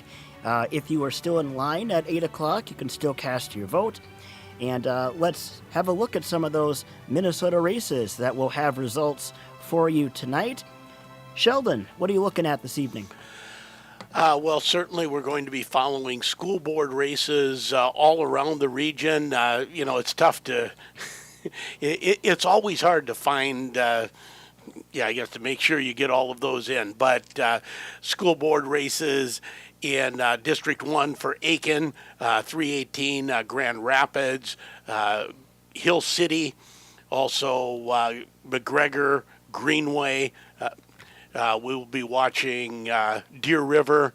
And by the way, there's now 22 of 4,000 precincts statewide that are in now. In already? All right. Yeah, so that is 0.54%, and the results mean 0. but pretty much all of them, as I was looking, were coming in from District 7, which is where Michelle Fischbach is the representative. So a very strongly Republican area, and she leads there. Obviously, she will win that district. And Trump leading 1,300 to 431 out of those very, very, very preliminary. I see the Robert Kennedy Jr., that 18 votes coming in on that one as well. So Yep, Jill Stein with 1. yeah. The write-ins got 5. Oh, I did. Yes, and we don't know who that is. So that might have been you. It could have been. You are eligible to be president. Well, I think we were planning on the next cycle. But Okay. But yeah, some of those are already coming in here early. But like you mentioned, Sheldon, obviously these numbers are going to change drastically here, really over the next half hour or so. Yes, yeah, very, very much so. And was just a blogger that I respect saying he feels 2020 vibes, not as to who's going to win, but just that the polls have been pretty close, and the polls have shown it's going to be close. And he said everything looks to be trending about like the polls predicted, and we're not going to know anything nationally tonight. No, we won't. That was it. That was Mr. Rakich's take on it anyways. Well, and guys, I'll have my eyes on the ISD 318 school board race, which it's a packed house. You have, I believe, 9 candidates on there to fill 3 seats, with 3 current members not returning to that school board. ISD 318, a district that has had a lot of turmoil over the last few years, mainly financial turmoil, and it's, again, 3 seats available, 9 on the ballot, and I'll be very interested to see how that shakes out. Yeah, and I was kind of, and I don't know when we'll know the answers to this, but there were several municipal races on the ballot that I was filling out that had no one running. There was no one running for mayor of Coleraine. That's right. Yeah, that's correct. No one wants to be that, I guess. Yeah, and lots of races unopposed, as well. So there was, I think, all the judges on the ballot. Yeah, and that's pretty standard. That's pretty standard. I had a good friend who was trying to change that a number of years ago, but it didn't work. It did not work. And as I'm looking too here at the Secretary of State website, early on, of course, Royce White right now is up 1,098 votes. Amy Klobuchar trailing in second at 580 votes. So 64% to about 34% right now for those two. And okay, and I'll be honest, the number I would look at there is that Royce White is 10 percentage points worse than President Trump on those results. Which, if polls hold, the prediction would be Harris by about 5 and Klobuchar by about 15, which would have been kind of what I would have expected. But again, like you said, early votes, I see it there as I scroll down on the page. So a lot of refreshing going on as, again, those votes coming in, and we're getting some of those percentages started in. And what time did you go vote today, Sheldon? I voted, what time was it? It was about 10 o'clock this morning. This morning? How was the turnout so far early on this morning? Well, and I didn't ask my buddy Flo. Will Florsheim was running the registration. Oh, okay, yeah. The same day registration spot there, but it was busy when I was there. You didn't really have to. I waited maybe 3 minutes, 5 minutes, whatever. But it was a steady stream of voters coming through, and 2 people that registered there that had moved into the district within the last couple of years, so they needed to register and prove their residency and so on to be registered. So that was going on, and it was running smooth. Of course, anything Flo runs will run smooth, right? Right. And how about you, Joe? What time did you get out today? I went to the polls at about noon or so and got in the door just fine. There was no line. There was plenty of people there in the polling area, but again, no line, and due in part to multiple poll workers there. I got pointed in the direction to confirm my name and address, got my ballot, got some instructions, make sure you fill it out front and back completely, and sat down and filled it out and gave my ballot to the gentleman running the machine, and he had me put it through. And then I got my official I voted sticker and went on my merry way, was in and out in probably 15 minutes. So very smooth. And we want to thank all of the area poll workers for putting in long hours here today. The folks at the courthouse as well. We want to thank them for all of their work in our community also. So some people know that I drive bus. Yes. So I went on my afternoon bus route. I have my I voted sticker on my jacket, and I like 4 or 5 kids. Who did you vote for? So kids, there's this thing called a secret ballot. I really don't have to tell you. Because I really didn't want to. Kids are so upfront about it. Oh yeah, they are. No one at the bus, none of the other bus drivers asked me, but they wanted to know. But third and fourth graders, man, they turn them loose on 60 Minutes or any investigative reporting. They would get the scoop. Well, we'll take our next break here on our coverage of Election Night 2024. It is live here tonight. Time for another report from the Minnesota News Network as they're keeping us up to date on what's going on around the state of Minnesota as the polls closed a half hour ago. Our latest report from MNN, right after a word from Melissa Roberts with the Patriot Real Estate Group, bringing us tonight's election coverage on KOZY.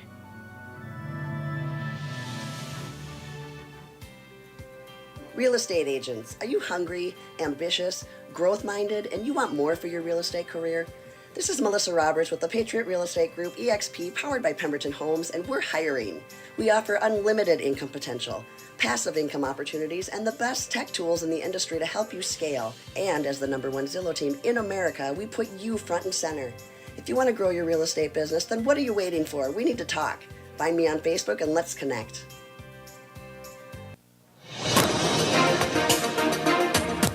Election 2024 on Minnesota News Network. I'm Bill Werner at our Election Night Central headquarters. We're going to be checking out with the headquarters for the Republican Election Night festivities and the Democratic Election Night festivities shortly. But first of all, I just want to recap, of course, the races that we're watching. The #1 at the top of our list, of course, is the presidential race, Donald Trump and Kamala Harris. The polls seem to indicate that Kamala Harris is leading in Minnesota. We will find out how that plays out as the numbers start coming in. It's about 15 or so minutes more for the polls to remain open in Minnesota. And after that, we will start at some point, probably fairly soon after that, getting some numbers in. Also watching the U.S. Senate race, Amy Klobuchar, the incumbent, being challenged by Republican Royce White. And a couple of the U.S. House races that are of particular interest. The 2nd Congressional District, Angie Craig, the incumbent Democrat, being challenged by Joe Tayrab, the Republican. That one we will be watching as well. That is one that's being targeted nationally for a lot of attention and a lot of money coming into that race. And also the 3rd Congressional District, Kelly Morrison, the Democrat, and Tad Jude, the Republican. And that one, of course, Dean Phillips' seat. It is come open because of his unsuccessful bid for president. First of all, let us check and see what's going on out at the headquarters this election evening. Republicans are at the Radisson Blu at the Mall of America, and MNN's Ashley Walker is there. What is it looking like, Ashley? What's the mood, and who's there, and who do we expect to have show up? Hey, Bill, it is a buzz here. It's definitely red, white, and blue that's displayed all over the walls, the ceiling, and everybody who's here. There's lots of red ties, suits, and cowboy hats, but surprisingly only a few MAGA hats. It seems folks are kind of coming in to see the local race results instead of the national. Joe Tayrab was here but left pretty early to head to his private party in Lakeville, but Minnesota GOP Chairman David Hann is floating around, as well as conservative opinionator and a Minnesota Republican committee man, A.K. Kamara. He's floating around here too. Overall, a pretty big buzz in Bloomington. No sight of Royce White. Okay, well, we're going to track that race as the evening goes on. That's Ashley Walker at Republican headquarters at the Radisson Blu at the Mall of America. Let's go over to the Intercontinental in downtown St. Paul. MNN's Brent Palma's there. Hey, Brent, is anything shaking there yet? You got a few people there, I understand, but not a whole lot yet, right? No, thanks, Bill. People are starting to file in. We've got, I guess, what you'd call press row here in front of the stages. We're probably 50, 60 feet back. But there are people starting to line up in front of us. So I think the festivities technically begin at 8 p.m., but people are filing in. You mentioned some of the races. I know Senator Amy Klobuchar is expected to be here tonight. Good. Okay, very good. And 5th District Congresswoman Ilhan Omar expected to be here tonight. Governor Tim Walz, the big story for Minnesota Democrats vying for vice president. But as you mentioned, lots of races for Congress, plus the State House and the Senate. So the couple of people I talked to, we're optimistic. I know DFL Chair Ken Martin is here. I'm trying to track him down. Hopefully before our next report, I can get a scene setter from him. Yeah, we'll talk with him as well. And as we track those races, and of course the presidential one is the one that has got everybody captivated. But we have a lot going on in Minnesota as well.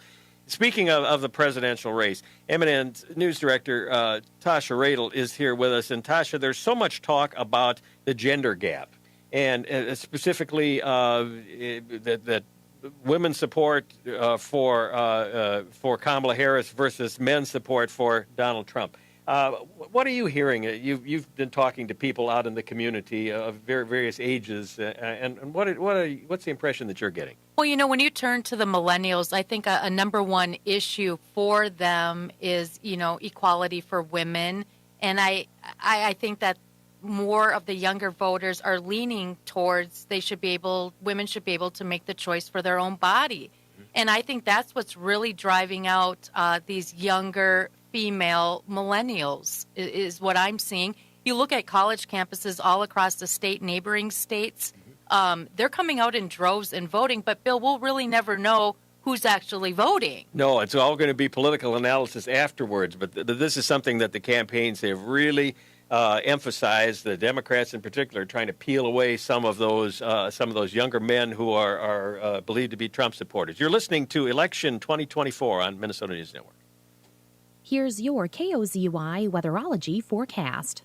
Lows dip down to about 27 tonight under mainly cloudy skies, northerly winds around 5 miles per hour.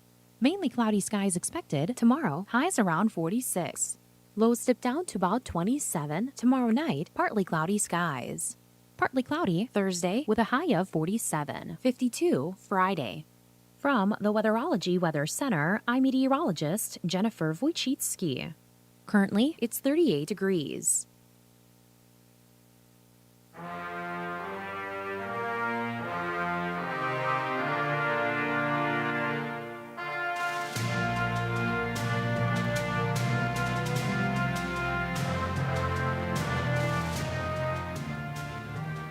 .1 FM, 1320 AM, KOZY. Streaming live at KOZYradio.com for the audio. Live streaming video on our YouTube page. Search for KOZY Radio and you'll see our live YouTube stream. I'm Jojo Liotti along with Marcus Lind and Sheldon Willis.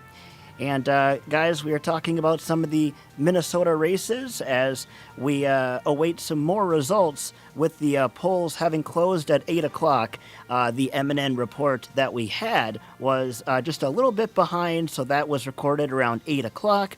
Polls are now closed here in Minnesota. But we talked a little bit about the U.S. Senator race between Amy Klobuchar and Royce White as the two leading candidates.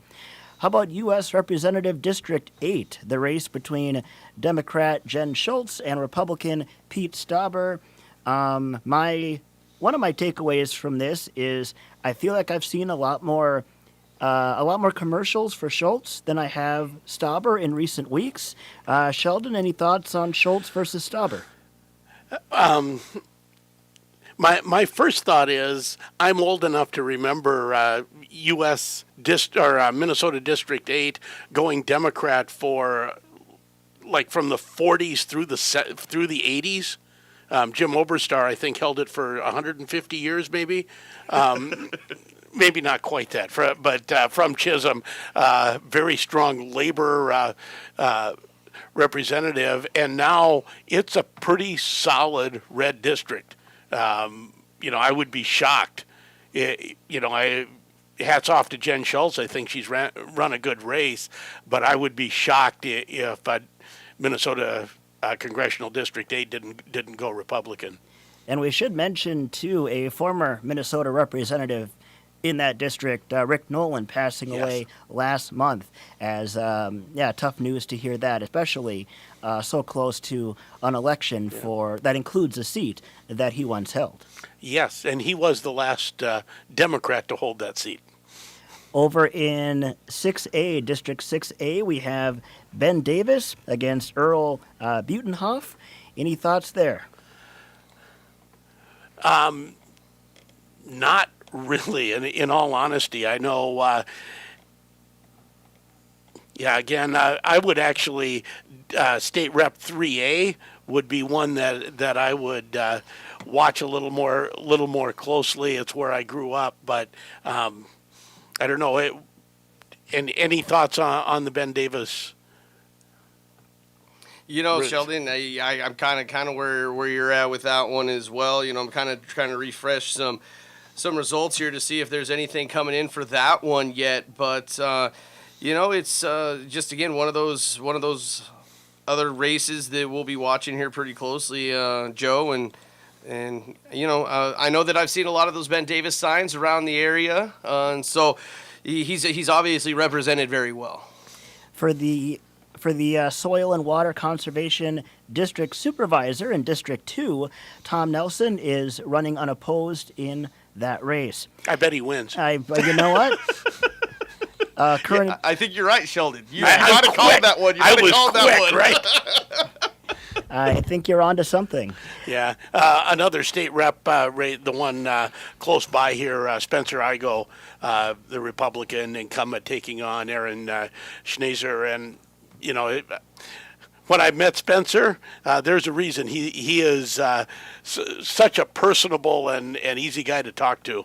And I would like his chances there. For Grand Rapids Mayor, current Mayor Tasha Connolly running unopposed. Sheldon, you like her chances as well? I'm pretty good with that, yeah. Grand Rapids Mayor, formerly, a couple of mayors back, was Dale Adams, Spud Adams, and then Dale Christie was mayor for a period of time. Mayor Christie then became the Grand Rapids Activities Director after the retirement of Ann Campbell, even though she's still working, doing lots of stuff for area sports. But Mayor Christie just, for a while, was doing both, and then just became solely Activities Director Christie. Tasha Connolly, the incumbent mayor, again, she's running unopposed. Grand Rapids City Council, 3 seats available, and folks have the opportunity to vote for up to 2 in that race. Rick Blake, Dan Mertes, and Joe Burns in that race. And then we talked a little bit last segment about all of the seats for school board for District 318, 9 candidates in that one, up to 3 seats available. And Sheldon, any comment on 318? 318 again, like you said, a crowded field. And I believe you said 9 candidates for 3 spots? Yes, sir. So, it'll be interesting to see how that race shakes out. You're listening to our live coverage here of Election Night 2024, again brought to you by the Patriot Real Estate Group, specifically Melissa Roberts with the Patriot Real Estate Group. Sheldon, I didn't ask you, did you get your I voted sticker? I did get my I voted sticker. Where is it? It was on my jacket and it fell off in the bus. Oh, no. Are you able to retrieve it at any point? Oh, I can probably find it tomorrow, but trust me, I did vote. And I want to mention as well another race that has a wrinkle to it for Itasca County for county commissioners. Burl Ives, unfortunately, passing away earlier this year, just back in September. So due to his passing, his seat became open. And it is Brian Oftelli running, and Burl Ives' name is still on the ballot. Or I should say was, with the polls now being closed, but there's been a lot of support for Burl Ives despite his passing. There's been a campaign still to have his name filled in on the circle by some folks in the community. Again, Brian Oftelli was on the ballot as well. I'll be very interested to see the results of that one. Yeah, and that should have been a question we asked, maybe asked Austin or somebody. So what happens if Burl Ives wins the election? Will we then end up with a special election to fill that spot? I don't know the answer to that. And I believe that's what we talked with Austin earlier this year, and that is what they're planning to do. So if Burl does win, there will be a special election in that place to see who for another candidate to step in at that time. Okay. Yeah, certainly something very unfortunate and very rare in politics when you have a current politician, especially in an election year, pass away and then their seat becomes open. So tough news there from back in September. Sheldon, anything else that you're looking at on your 30 tabs at this moment in time? No, I just keep refreshing, and again, very early results coming in statewide, and I'm not good enough that I break it down by precinct, but it looks like just about all of the early results are coming in from very heavily Republican areas, suburban areas mostly, District 7 and some from District 1. But right now, 2,389 for Trump, 992 for Harris, so that's 69% to 28%.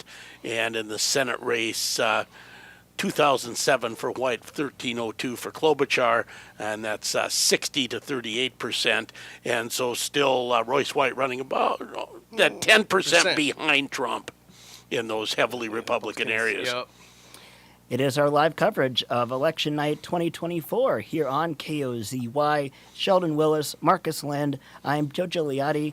Behind the scenes, we have David Moody and Dan Rigoni, keeping our other two stations up to speed. They are getting reports on there. They are also typing up results for our social pages and reading those results on the air as well. We'll be with you until 11 o'clock tonight.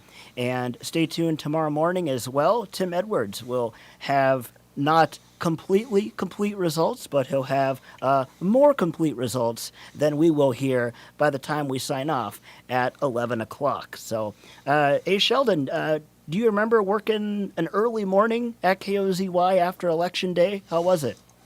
Tiring, okay.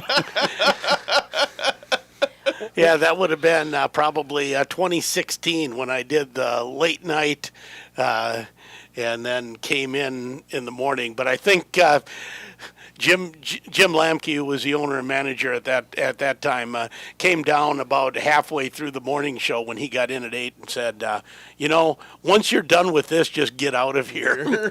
So I think I left about 9 o'clock the next morning. Didn't he say that like every morning to you? I thought that was kind of rude. Sheldon, once you're done with things, just get out of here. No, couldn't be farther from the truth. But, well, that should about do it for this segment here for our special election night coverage. We'll take a time out and be back with more. It's KOZY's live coverage of Decision 2024 Election Night here on KOZY, brought to you by Melissa Roberts with the Patriot Real Estate Group.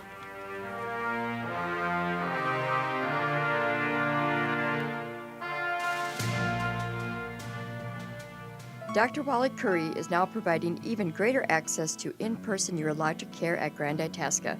When you're navigating urologic issues, Dr. Curry is here to listen and offer treatments tailored to your needs. His philosophy is simple: listen to the patient and tailor his care to their individual needs.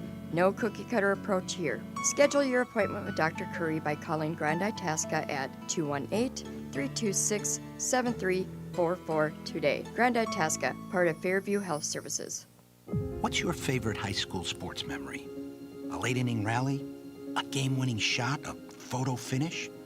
Maybe it's a pep rally or a pregame ritual. Maybe it's the euphoria of a late-night bus ride home after a hard-fought win. Maybe it's having pizza with teammates after the game. Now, imagine if it never happened at all. School sports need your help. With budgets getting tighter, it's more than the games that are on the line. It's all the traditions, the community pride, the culture of your hometown high school. Plus, all those memories that are on the line, too. What can you do?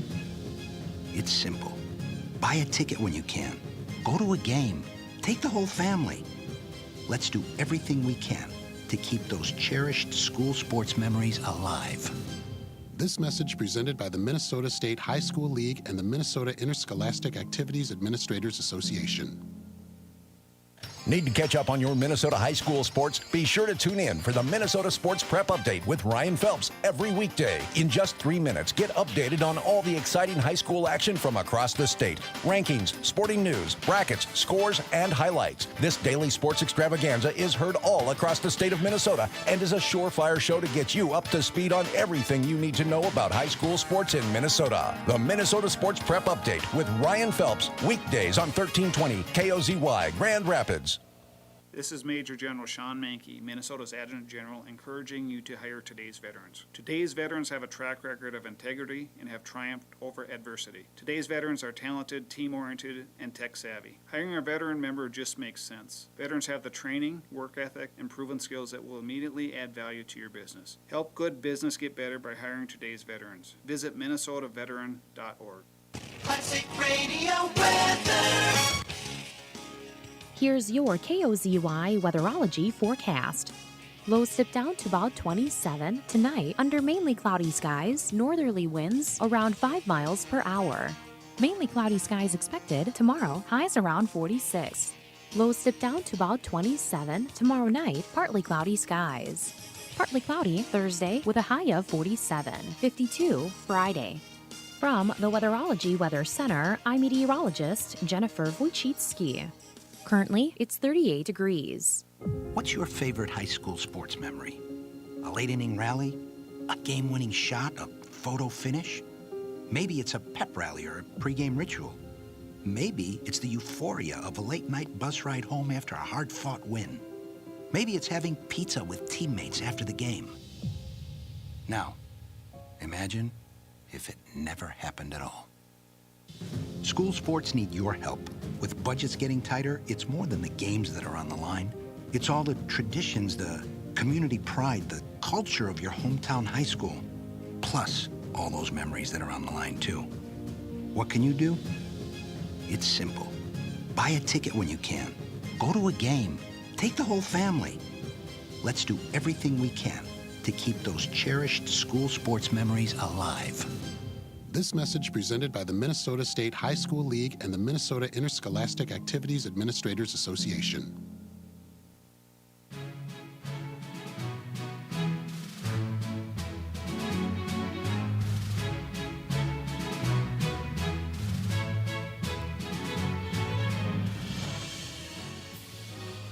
Well, kind of patriotic sounding, but kind of Pirates of the Caribbean at the same time.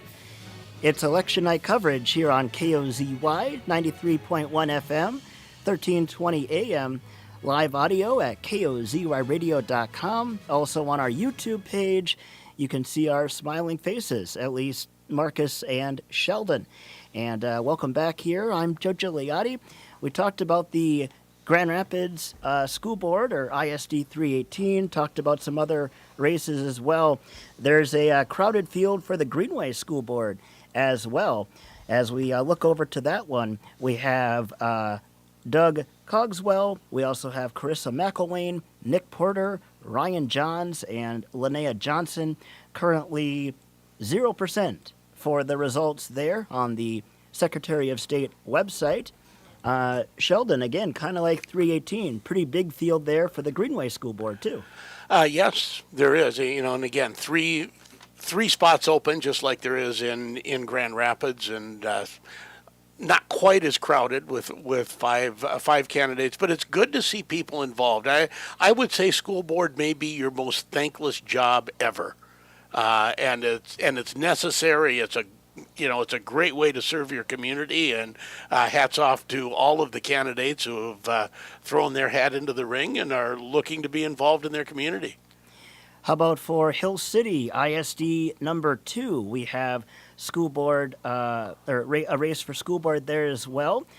4 candidates on this one. We have Jay Zabzelka, also Haley Wentz, Ronald Saxton, and Chris Goodrich for Hill City. Again, that is school district number 2. 0% reporting so far there. Again, polls just closed up at 8 o'clock, so we will keep you posted as the evening goes along. But again, some crowded races there in Hill City, ISD 318, Grand Rapids, Big Fork area, as well as Greenway. This is our live coverage of Election Night 2024. Joe Gigliotti, Sheldon Willis, Marcus Lynn, David Moody, and Dan Rigoni here with you tonight. And, Sheldon, it's almost like a buffet when you go through the Secretary of State website on election night. I can see why you have 30 tabs open. It's just hard to keep track of everything. It is, and I just keep hitting refresh. I want to see some results, but so far locally. Itasca, Aiken, and St. Louis County, nothing reported in any of those counties yet. How about Deer River? They have a semi-crowded school district race as well. This is ISD 317. Folks had the chance to vote for up to 3. There's Luann Robinson, also Richard Feedsend, George J. Goggle-Eye Jr., other candidates, Jonathan J. White, technically, also Amanda Reed, 0% reporting there for ISD 317. Again, that is for the Hill City School Board. You know how excited we're going to be when something reports from Itasca County? Like, hey, just a second. Yes. Just a second, we've got something. And we are planning on chatting with candidates as the evening goes along. We're just, waiting for some results before we start contacting people. But I do want to thank so many candidates got back to us in a timely manner when we reached out regarding possible interviews, and we didn't necessarily, we didn't give them any particular time or if we'd be reaching out at all. We just said, hey, 7 to 11 on election night, live special on KOZY. Will you be available for a possible phone call? Anywhere from 3 to 10 minutes, and dozens got back to David, program director David, and said, yep, I'll be available. Here's my contact info. So thank you to those folks who got back to us in a timely manner, and those who agreed to join us and those who didn't. We thank those who got back to us and said, no, thank you. I have better things to do. We have no idea what that might be. Right. I mean, talk to us. Hello, top priority. I do want to mention, we mentioned last segment, we talked a little bit about Itasca County for their county commissioners. We talked about District 4 with the late Burl Ives on the ballot, also Brian Oftelli on the ballot. In District 2, Terry Snyder running unopposed. He's been a long-time county commissioner, and again, he is running unopposed for District 2. And and Tom Nelson, you mentioned District 2 Soil and Water, and Perry Lagering, Soil and Water District 3, also unopposed. And this is our live coverage of Election Night 2024. And Sheldon, you and I were part of this a couple years back. Marcus was not, but how do you think tonight is comparing so far? How is your co-host out there at the table? Oh, my co-host is unbelievable. Yeah? Yeah. Like in a good way? In a good way. Okay, that's good. Yep. I am having a lot of fun, and it'll be more fun as we start getting results locally and are able to talk to some local candidates. And a big thank you again to David and Marcus and everyone that did the legwork. We have a lot of phone numbers that we can start reaching out to as we begin to get results, and we're going to be on the air at least another 2 hours. How long you got, Marcus? Yeah, we got some time. We got a couple hours still to go, and I mean, as you mentioned, Sheldon, some of these results just kind of slowly coming in. We haven't seen really anything locally. I know one thing that was on the ballot as well was that the Environment and Natural Resources Trust Fund renewal, right now that is winning in the state at 62.52%. So just over 17,000 votes for yes and just over 6,000 for no. You know, it was interesting to me to read the wording that was on the ballot. It looked like it was worded by someone who wanted it to pass to me.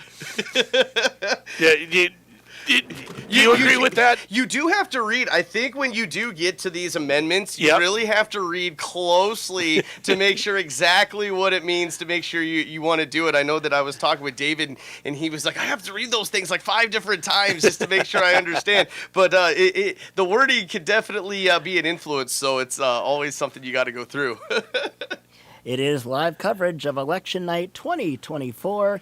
Marcus Lynn, Sheldon Willis, Dan Rigoni, David Moody behind the scenes. I'm Joe Gigliotti, and 2 hours in the books, about 2 hours to go. Yeah, Marcus, 11 o'clock, we're done. That's all I signed up for in my contract, okay? Oh, not a minute past, huh, Joe? Got that right. I still know how to run that board. Oh, there we go.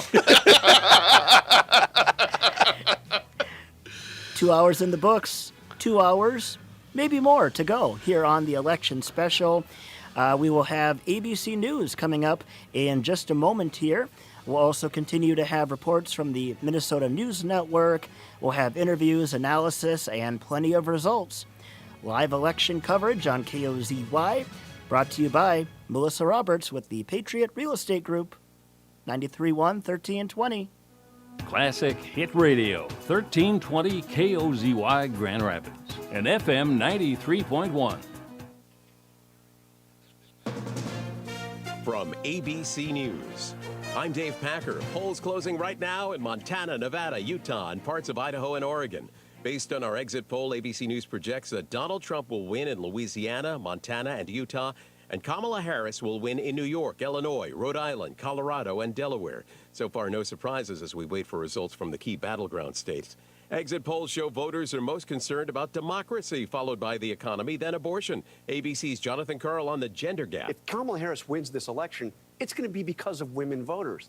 It's going to be because of that gender gap. And what's been striking to me in the final days of this campaign is the Trump campaign and his supporters have been explicit in their effort about trying to drive up the male vote. I've never really seen anything quite like it. ABC's Martha Raddatz. The women I've talked to in Pennsylvania, in those battleground states, all over the place, it is Donald Trump's language that is turning them off. And Kamala Harris is taking full advantage of that. She's reminding voters the kinds of things Donald Trump has said. Abortion is on the ballot in 9 states in this election. ABC News can now project that Maryland's ballot initiative, which would protect a person's right to end their pregnancy, will succeed with 51% of the estimated vote in.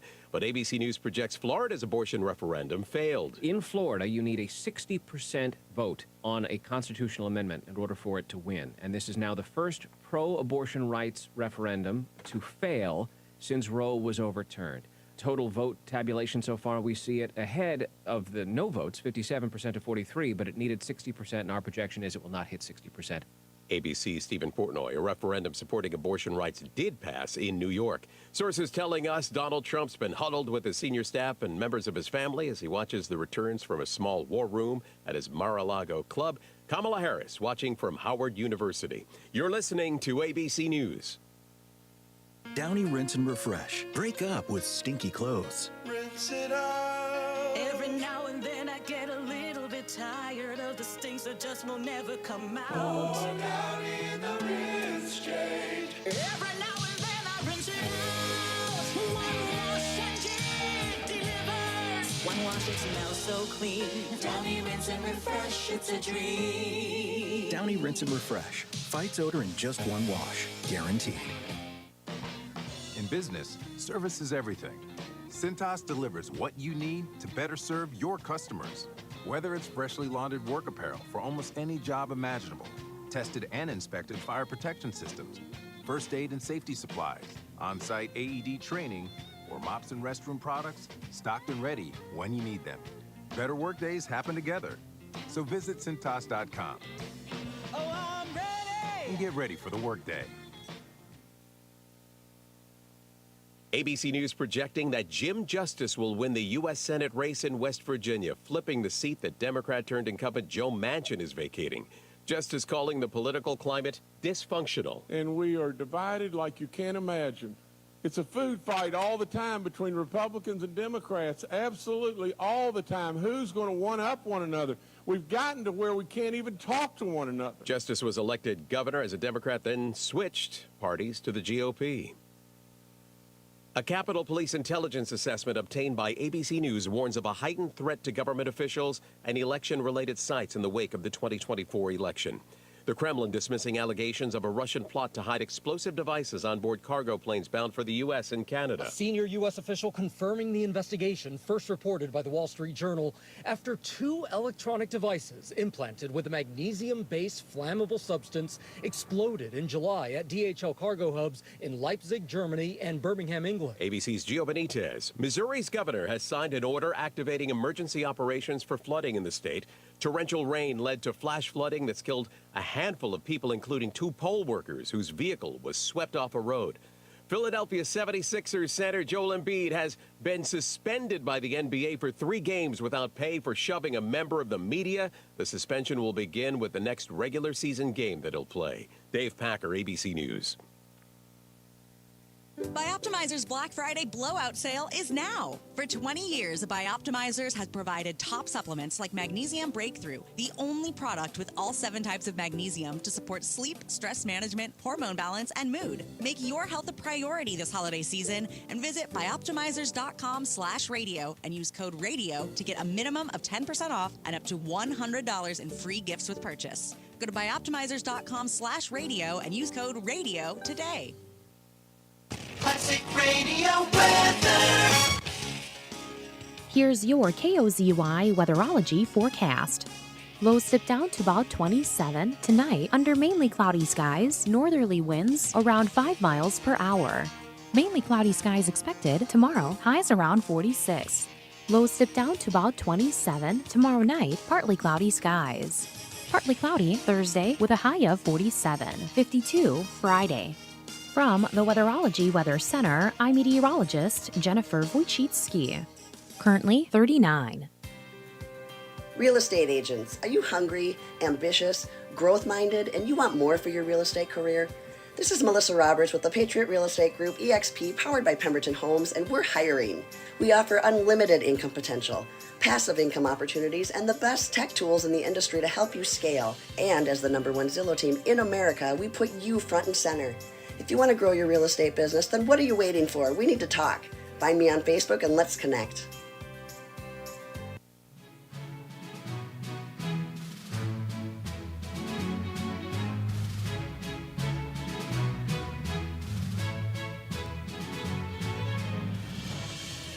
It's election night 2024. It's 93.1 and 1320 KOZY. Live streaming audio at kozyradio.com. Also live video on YouTube on the Rapids Radio or KOZY YouTube page. I'm Joe Gigliotti, Sheldon Willis, and Marcus Lind out at the table. You ready for a couple more hours, fellas? Oh, I am. I'm ready for results, though. I am as well. Austin promised us by 9 o'clock. 9 o'clock, and it's after 9:07. 9. Call him back and complain. That's right. He may or may not answer. Austin, But they do have a room open. We could go there. That is true. That is true. We could pick up. We could do this remote. Austin, we want to take more of your time from counting results to complain about where are the results. Some other races that I don't think we've touched on. For Big Fork, council member Annette Buckingham squaring off against Samantha Olson. 0 precincts reporting in that race. Town Supervisor, Seat B, Big Fork Township, Brian M. Hopkins, running unopposed. Town Supervisor, Seat C, Wayne Fred Pfeiffer, running unopposed. How about Town Treasurer for Big Fork? That's Julie Pfeiffer, also running unopposed. Over in Blackberry, Town Supervisor, Seat A, Lonnie A. Majelsness, running unopposed. Town Supervisor, Seat B for Blackberry Township, it's Tim Dirks against Gary Nelson. Town treasurer for Blackberry, that's Stephanie Zimmer, running unopposed. Mayor of Beauvais, Sheldon, I know that's your neck of the woods. Any thoughts on that one? Now it's kind of my neck of the woods, but I live next door in Coleraine. Uh-huh. I'm surprised Tim hasn't tried to be the king again. Ooh. Have you seen that pin, Joe? I don't think so, no. I'll have to show you. I have one in my office when he ran for being king. I didn't know it was king. I thought it was emperor. He might have done both. Huh. Well, if it's Tim Edwards, I don't want to imagine the emperor with no clothes. Oh, that's a bad thought. Joe, but hey, there are some. Joe, I'm just gonna change the subject because please do. Early on, again, we're still waiting for those local results as Joe is going through some of those races from around the area. But just as I'm just looking through and refreshing, right now Stauber is up over Schultz early, 522 votes over 300. So he's at about just over 63%, and she's at 36% right now. So some of those are starting to come in now that we're past 9 o'clock. Yes, and we're up to 3.8% of the state in. Getting closer. Statewide, which means 96.2 that's not. Yeah, that is true. Doing my quick mental math. I appreciate your math. I can do this easy math. Ben Davis right now has 2 votes at 100% right now over Butenhoff. So that one just coming in. We are talking about crowded races. Last segment. Sheldon, how about, again, near your neck of the woods, sort of, Nashwauk City Council, crowded field there. Folks had the chance to vote for up to 2 names, and those names are Terry Sullivan, Scott Brenny, Eric F. Christ, David Bruns, also Tom Marty, Jared Morse, and Riley Allen Salvalainen. So big field there for the Nashwauk City Council. Boy, who knew that was such a tightly contested place to represent. There's also a couple of town supervisor seats for Nashwauk Township, 3 of them actually. Also, town treasurer, it's Nicole Place running unopposed.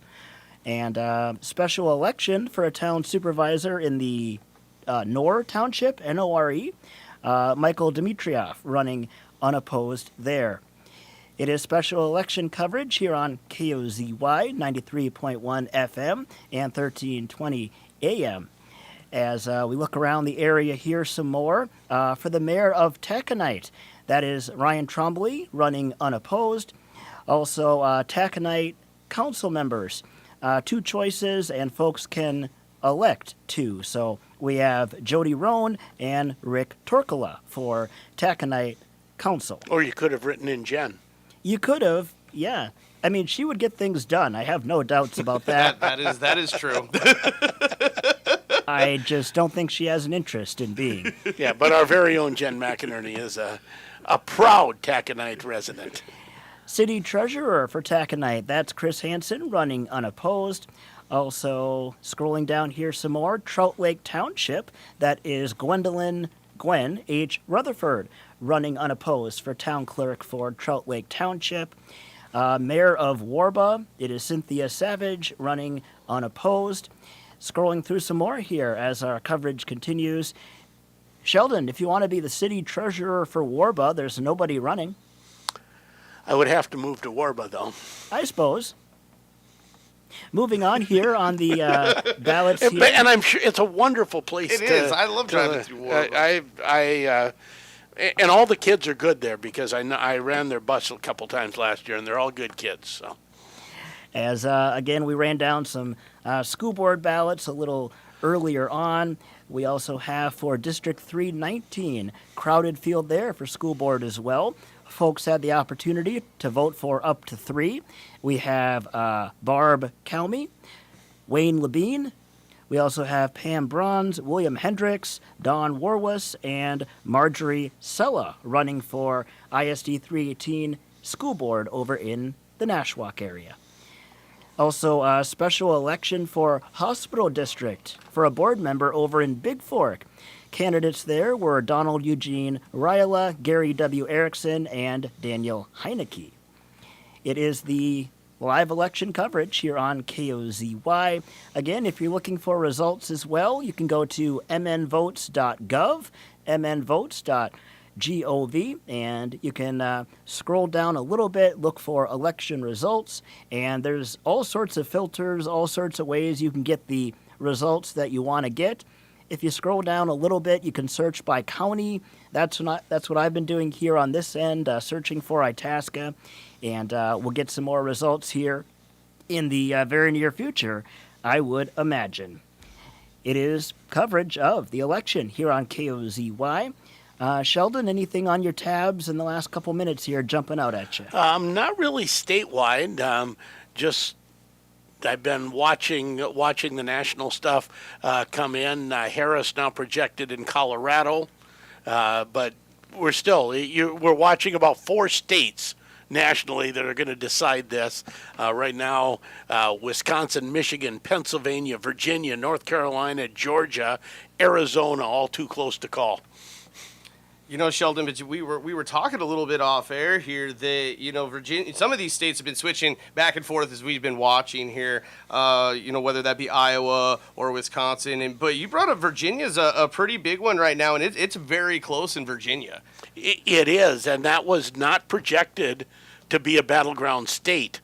Most pre-election forecasts had that going blue, going to the Democrats, and it has been stubbornly red, although I just see that it tightened up a little bit, but it's still red by about 1%, with 65% of the vote in.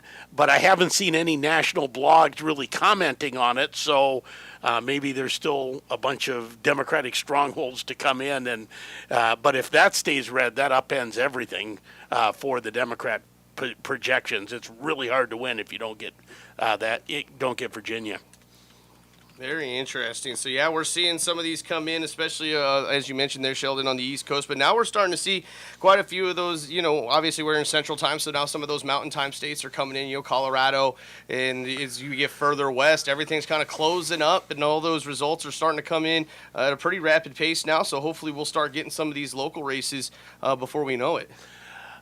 They'll be, Austin will have those posted momentarily, we know. We'll take a break here. It is our live coverage of Election Night 2024 here on KOZY. Again, brought to you exclusively by Melissa Roberts with the Patriot Real Estate Group. Stay with us. More coverage of Election Night 2024 coming up. 93.1, 1320 KOZY.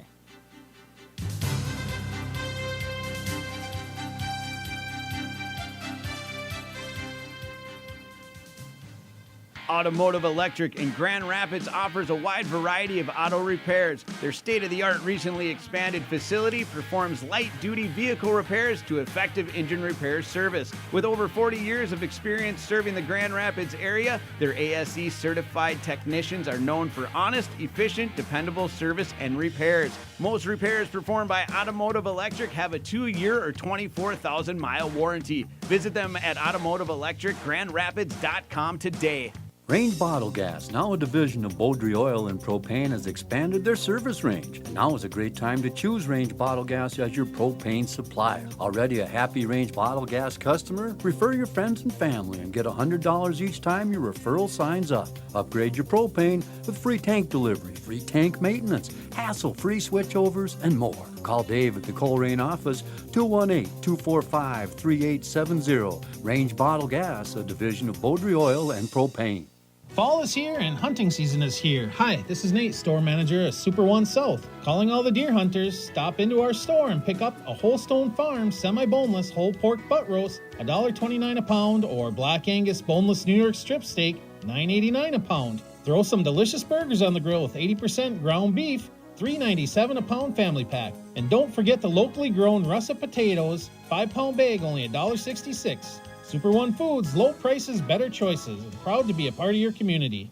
Dr. Wally Curry is now providing even greater access to in-person urologic care at Grand Itasca. When you're navigating urologic issues, Dr. Curry is here to listen and offer treatments tailored to your needs. His philosophy is simple: listen to the patient and tailor his care to their individual needs.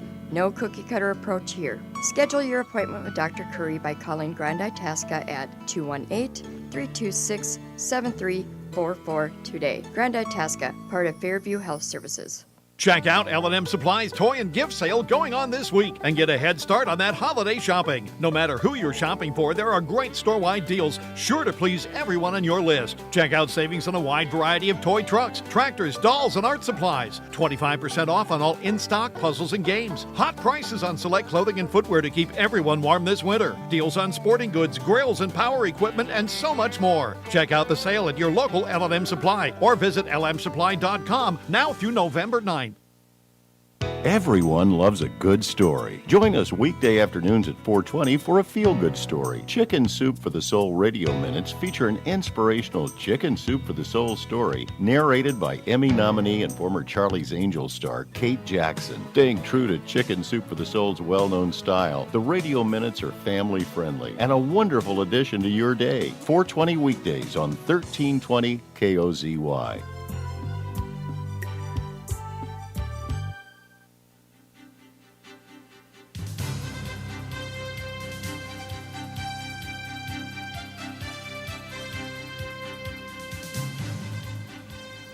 .93.1, 1320 KOZY. Welcome back to our live coverage of Election Night 2024. Joe Gigliotti with Sheldon Willis, Marcus Lind, and then behind the scenes we have David Moody and Dan Rigoni working late here with us as well. Coming up at about 9:30, we'll hear another message from our primary sponsor of tonight, Melissa Roberts with the Patriot Real Estate Group. We thank her for sponsoring tonight's live coverage. And then right after that, we'll check in with the Minnesota News Network. Bill Werner and Company anchoring tonight's statewide coverage for us. They will have reporters at the Democratic and Republican headquarters and interviews, analysis, results, and more. How's it going out there at the table, guys? As slow as it is for you. Uh-huh. So similar to molasses. Yes. In January. Now, I was hearing, listening earlier today, and I heard somebody bring up the question of, well, if only a select number of states, the battleground or swing states, decide a presidential election, why bother to vote? You know, what's the point? Well, and the reply was, well, if too many people start thinking that way, then those battleground states may not be battleground states any longer. So, again, polls are closed now here in Minnesota, but, you know, just keep that in mind for next election, whether it be an off-year election or a general. Well, and I think one of the best arguments for voting is what we talked about very early on, is a lot of the local races. Your vote really, really matters. Even in a statewide race, your vote is one of millions, but for your mayor or for your county commissioner, your vote is one of hundreds. And same for the school board, where the race may be decided by 10 votes or 3 votes. Obviously, your vote counts a huge amount there, and those people, again, hats off for everyone who wants to be involved in local politics, but those people affect your life to a significant amount, maybe more than the president does. That's one of the best arguments for voting that I know of. It is our coverage of Election Night 2024. Yeah, and Sheldon, I'm curious too, and you know, Marcus, weigh in on this as well. Sheldon, full disclosure, you've seen more presidential elections than Marcus and I have, and I'm just okay. What's the first presidential election you remember? For me, it was probably 2000. Okay. Wow, you jumped right into a good one. Yeah. How about you, It Marcus? was probably, the 4 years before that, so 998, 90, yeah. I am here with pups. Yeah. You are. 1972. Nixon McGovern. I was only in second grade, but I remember it. So the first election that I remember had a ton of controversy, and then the first election that you remember, the winning candidate eventually, Richard Nixon, he eventually had a fair amount of controversy himself. Yeah, but the election was one of the biggest landslides ever.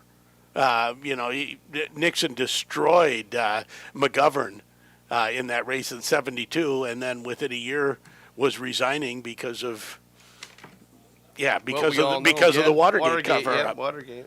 So what happens tonight can, things can happen. By the way, nationally, we were talking about Virginia. Yeah. For the first time, there is Democratic blue shade on there now. There is. Yeah. So I mean, it's within half a percentage point, but with the last votes that have come in, Harris has taken the lead in Virginia. Which then, it just gets interesting because how this changes, because the site that I'm watching now has about a 2% jump in Pennsylvania for Trump. Yep. So, and Pennsylvania, odds are, and obviously we don't know. This is prognosticating the future. But Pennsylvania is one of those states that Secretary Simon talked about that counts its votes. They did not count anything early, and they're going to count absentee ballots, I don't know, until March 30th or something. No, it's not that bad. But they're going to be counting all week. And that vote total will continue to change, and it's very likely it will decide the presidential election. Very possible, and it's very possible we will not know for 3 or 4 days. We ain't staying on the air that long. No, we're not. That's way past 11 o'clock. Yes, it is. But I did appreciate, his comments of, these are just how the states follow their laws, and every state is so different. Yes, and we can. And it maybe sounded like I was poking fun at Pennsylvania, which I was just a little bit, but the fact is they have laws in place. They're going to follow them, and to reiterate what Secretary Simon said, just because the results aren't totaled tonight does not mean there's anything wrong. It just means that's how their state law breaks down and how they count the votes. Exactly. So we'll just, I guess we just got to be patient. That's right. Patience is a virtue that most of us have very little of. One comment I ran across that I liked. Boy, both candidates for president have way more than 270 votes so far. Even bringing out the sound effects, I like it, Joe. Yes. Ta-da, not quite how the Electoral College is counted, not by number of votes, but exactly. Well, just circling back for a moment, Sheldon, I was going to ask you we talked about elections that we remember and how many we've seen. How much has the electoral map changed since, the first election you remember in '72 versus now? Because for the last 3 elections I've paid attention to, it's been pretty much the same 6-7 states that have decided it. For sure. Now, if you rewind, even back to 2000, Florida was obviously the tipping point state in 2000. It was the closest that you can imagine of battleground states. Florida is really not a battleground state anymore. Ohio, as recently as I'm going to say 2008, maybe 2004, was certainly a battleground state. It no longer is. It's fairly reliably Republican. You rewind back to 1976, and that was really the last hurrah for what was called the solid South for the Democrats, as Jimmy Carter from the South, a Democrat, took Georgia and Alabama and Mississippi. You wouldn't even think of those states going Democrat now. No, right. No matter who ran. So those are some of the changes certainly that have happened in my lifetime. And probably the biggest sea change or the biggest is the South really flipping from being the solid South for the Democrats to being the solid South for the Republicans. Yeah, you mentioned Florida, and it's crazy how back in 2000 that took, weeks and maybe a month or two? Yeah, it took certainly over a month. It was late November for sure. Yeah, with recounts and the controversy with those recounts and taking it to the courts, and then you fast forward 24 years. Florida was called, less than an hour after polls closed? Yeah, absolutely. I mean, just what a difference that a quarter century or so can make. Well, just about 9:30 here on our Election Night 2024. What do you say we check in with the good folks at the Minnesota News Network? Let's do that. 93.1, 1320 KOZY. Election 2024 on Minnesota News Network. I'm Bill Werner. Well, we're a little bit over an hour 15 minutes past the closing of the polls in Minnesota, and we're starting to get some numbers in. They're very preliminary, but I suspect we're going to see those numbers jump up pretty substantially over the next 15, 20 minutes or half an hour. The latest numbers, but again, we have only 3% of the precincts reporting in Minnesota, show Donald Trump with about 58% of the vote to Kamala Harris's 40%. Now that is, the trends are much more defined, shall we say, on the states, particularly to the east of us, where the polls closed earlier, and of course, and they're further ahead in terms of reporting results. And to kind of get an idea of how things are going there relative to states other than Minnesota, let's bring in Kevin Parsnow. He's a professor of political science at Minnesota State University, Mankato. Professor, Donald Trump is doing pretty well early on, is he not, on this election night? It appears that in the districts or the precincts that are reporting in many of the states, Donald Trump is outperforming his success or his campaign in 2020. In other words, Kamala Harris is doing slightly worse than Joe Biden was doing. Of course, from my understanding, is the Harris campaign is counting heavily on some urban areas to turn out heavier in her favor, bigger than they did, or at least as a proportion of the electorate in those states. But yeah, it does seem that there's quite a few suburban and rural areas where Harris is doing slightly worse, at least the places that have reported so far. But of course, just about every state we're looking at, there's still a lot of votes out there to come in. Understand, and yeah, and the counts are showing Donald Trump, in terms of nationwide at this point, accumulating 205 electoral votes to Harris's 117.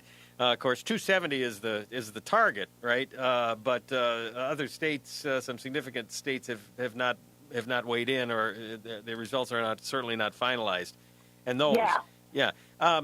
Let's take a look at some of the U.S. Let's move away from the presidential race for a minute and talk about what's happening here in Minnesota. First of all, that U.S. Senate race, Amy Klobuchar, the incumbent Democrat, being challenged by Royce White, the Republican. And again, the most recent numbers on that show White slightly ahead of Klobuchar, 51-46. But you're not. We don't really. I assume there, Professor, that we don't have many numbers in from the Central City, Twin Cities, which is certainly a Democratic stronghold. Would that be a fair assessment? Yeah, that seems to be a pattern we were just talking about in the presidential race, where sometimes Republican districts get they're just lower population, rural areas, right, of fewer votes to count, and so forth. With White leading, I hate to say currently, because of course votes have already been in, we just haven't counted them yet. But with the current reported numbers having him ahead, that would be a real shocker, I think, across the country if he were to win, and it would be quite an upset. So we got to expect a lot of votes are left to come in. It's difficult to really say much about Minnesota results right at this time, but I think you're right in that some counts are going to come in pretty rapidly over the next 15, 20 minutes. Yeah, we'll have and then more over the next hour. Have and more to work with there. A lot easier to say something substantial. Right. Well, we do have a few in some of the U.S. House races. As an example, Congressional District 1 down in southern Minnesota, Brad Finstead is leading. He's the incumbent Republican leading Rachel Bowman pretty substantially, 68% to her 32%. That's probably not unexpected there. In the second congressional district, which would be the southern Twin Cities suburbs and down into south central Minnesota, Angie Craig, fairly substantial lead, 60% actually, to Republican challenger Joe Tayrab's 38%. Again, those are early numbers, just a matter of a fairly small percentage of the precincts reporting in. 6th Congressional District, that would be the Northwest Twin Cities suburbs up through St. Cloud and central Minnesota. Tom Emmer, the incumbent Republican, showing 69% to Gene Hendricks, 30% roughly. So we'll get more numbers. And Professor, thank you very much for joining us on this report, and we'll check in with you a little bit later in the evening. You're listening to Election 2024. Classic Radio weather. Here's your KOZY weatherology forecast. Lows dip down to about 27 tonight under mainly cloudy skies, northerly winds around 5 miles per hour. Mainly cloudy skies expected tomorrow, highs around 46. Lows dip down to about 27 tomorrow night, partly cloudy skies. Partly cloudy Thursday with a high of 47, 52 Friday. From the Weatherology Weather Center, I'm meteorologist Jennifer Wojcicki. Currently 39. Real estate agents, are you hungry, ambitious, growth-minded, and you want more for your real estate career? This is Melissa Roberts with the Patriot Real Estate Group, EXP, powered by Pemberton Homes, and we're hiring. We offer unlimited income potential, passive income opportunities, and the best tech tools in the industry to help you scale. And as the #1 Zillow team in America, we put you front and center. If you want to grow your real estate business, then what are you waiting for? We need to talk. Find me on Facebook and let's connect.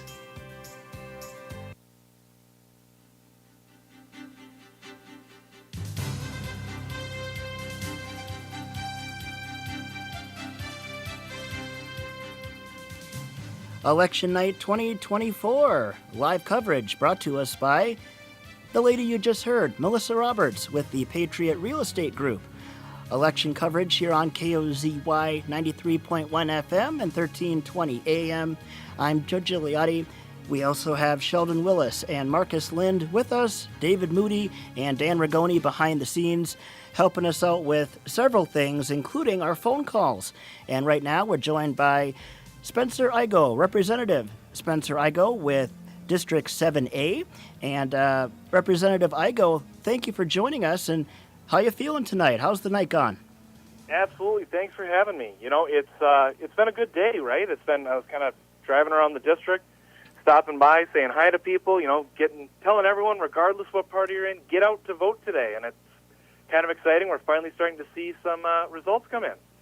And how you feeling about the results you've seen? Anything catch your attention? You know, I'm feeling pretty good about tonight, seeing some of the precincts that have came in. Looking good for myself, and I'm appreciating the support that I'm getting from our neighbors here in District 7A, and looking forward to seeing more coming in. Most challenging part of your race leading up to today was what? You know, I think the most challenging part, and this applies to anyone running for office, right, is just making sure you get out there as much as possible, right? I mean, this job, being a state representative for the people, I mean, it's about being as transparent as possible. So it's getting out there. It's making sure you touch every corner of our district, right? I mean, District 7A is the 7th largest district in the state of Minnesota. So, you know, it's getting to places like Hibbing, but then also making sure I get down to McGregor and Tamarack in Aiken County, and then over to Deer River back in Itasca County. Because I think anyone listening to that call or listening to this understands, you know, just how different our district is. So it's understanding those needs and making sure everyone feels heard. So if you are chosen to be elected, you can represent those people correctly. We also have Sheldon Willis here with us, Representative Igoe. Sheldon. Well, hello. Thanks for taking some time to join us. I know Joe asked you what was the most challenging part, but talk a little bit about, I mean, you always get feedback from voters, but it's when they actually vote that you get the real count, right? Oh, right. You know, I mean, getting that vote is kind of that show that, okay, you're being that voice for the people, you're listening to them, and you're doing what they want. I mean, this whole thing that we're practicing tonight in our country, this, you know, elected form of government, this representative government, is about representing the voices of all people. So for me personally, when I see those votes come through in support for myself, it's that thing that, you know, Spence, you're doing the right job. You're listening to people, and you're bringing people together. You're creating those partnerships, which is something I talk a lot about on my campaign and as being our representative. And it, you know, that it's an amazing feeling, right? I mean, the person I am today is because I grew up right here. So it's a very rewarding feeling. Well, and I don't know how you approach this, but obviously not everyone in your district agrees. There's people who have one point of view, and how do you represent everybody, or how do you approach people who have differing views from you? Yeah, so I'll kind of play a joke on this that I've been saying for the last 4 or 5 years. 30% of the state is Republicans, 30% of the state is Democrats, and the other 40% vote for Jesse Ventura. And the reason I tell that joke is because most people want to find a way to make an issue work right in the middle. So when I'm approaching issues, that might have people on the left and the right button heads, it's how can we bring everyone together and realize that, no, let's settle the things that we can, let's stand firm in our values, but let's also find a way to have that good old compromise that our founding fathers believed in and deliver and get things done for people. And I think that's a really strong tactic, and I think that's something that most people, regardless of your party, are looking for to be brought back to politics, not only here in Minnesota, but our country. Well, I think you're absolutely right. People want to see government actually work, right? And that is what you're talking about. Mm-hmm. No, people just want to see a government. I mean, this is all about faith and trust in government. And if you go back to what our founding fathers talked about, it was all, our system of government only works if the people trust the government that is there to protect the people. And I think that's a duty. When I chose to start running for office in 2020, that's something that I took very seriously, that I only will do this job if I can earn that faith and trust in people and give that to them in their form of state government. And it's a message that I think our district is doing a really good job about spreading to the other parts of the state. And it's a message I think that's going to come through tonight, not only here in District 7A, but across our state. So what are you most proud of that you've accomplished in the last 4 years? I think it's really going to come down to the partnerships, right? I mean, I've served in the minority the last 4 years down there in St. Paul. And even being in the minority, right, not being able to calendar my own bills or be really in charge, if you will, we've been able to deliver outstanding bonding bills for our area. We've been able to pass legislation that is like dewatering the Cansteo pit, so the communities of Arbo, Coleraine, and Bovey are going to be safe moving forward from those rising pit waters. It's finding money to start finishing the expressway on 169. Like, these are just common sense issues that have been front of mind for the people of our area for a long time, and we're getting it done. And I think that creating those partnerships, not only in St. Paul to get those done, but partnerships in this district. We're getting communities like Hibbing and Coleraine and Bovey and Grand Rapids and Deer River and McGregor. We're all working together. We're pulling in the same direction, and I think that has just been something that I couldn't have done alone, and it's just kind of I'm proud of it because I'm proud of our region, and I'm proud of our people, and I'm proud of our community. Chatting with Representative Spencer Igoe here on our election coverage special. Is the feeling tonight more so relief, or is it more so nerves? It's hard to say, right? I mean, no matter what, if you're running unopposed or you're running in a tight race, you always have those nerves going into it, right? I mean, you put yourself out there. You have your friends, family, neighbors, your community voting on whether or not you did a good job. And I've just seen a little bit of the numbers now. I'm definitely feeling good going into the evening, but you never want to take anything for granted. And this privilege I've been given the last 4 years is something I don't take lightly. But I'm really optimistic to hope that I've earned the support of our district again moving forward. Do you plan any sort of tentative party for later in the evening, or no?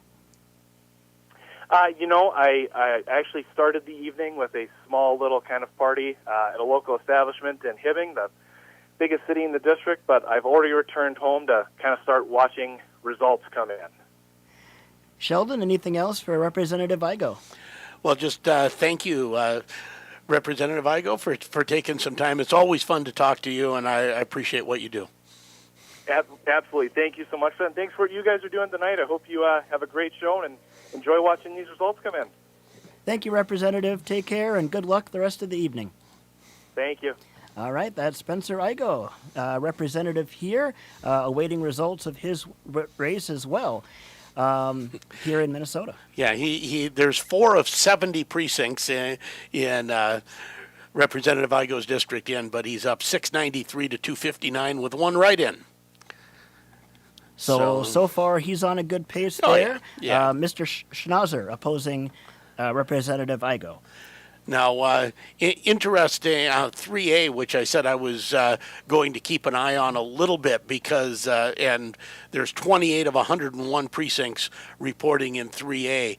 And Roger Scraba, who defeated Rob Eklund 2 years ago, 135 votes. Harley Droba, former International Falls mayor, on the DFL ticket at 138, and Forward Party Independent Rich True with 162. He's actually leading with 28 precincts in. Really? Yeah. All right. Well. And 40 write-ins, by the way. For all I know, you have a write-in in that race. There you go, Joe. But I haven't prepared an acceptance speech. Yeah, well, tonight. You mentioned 6A, Ben Davis with 3 of 55 precincts reporting, so very early there, up 706 to 422 over Earl Butenhoff, sorry.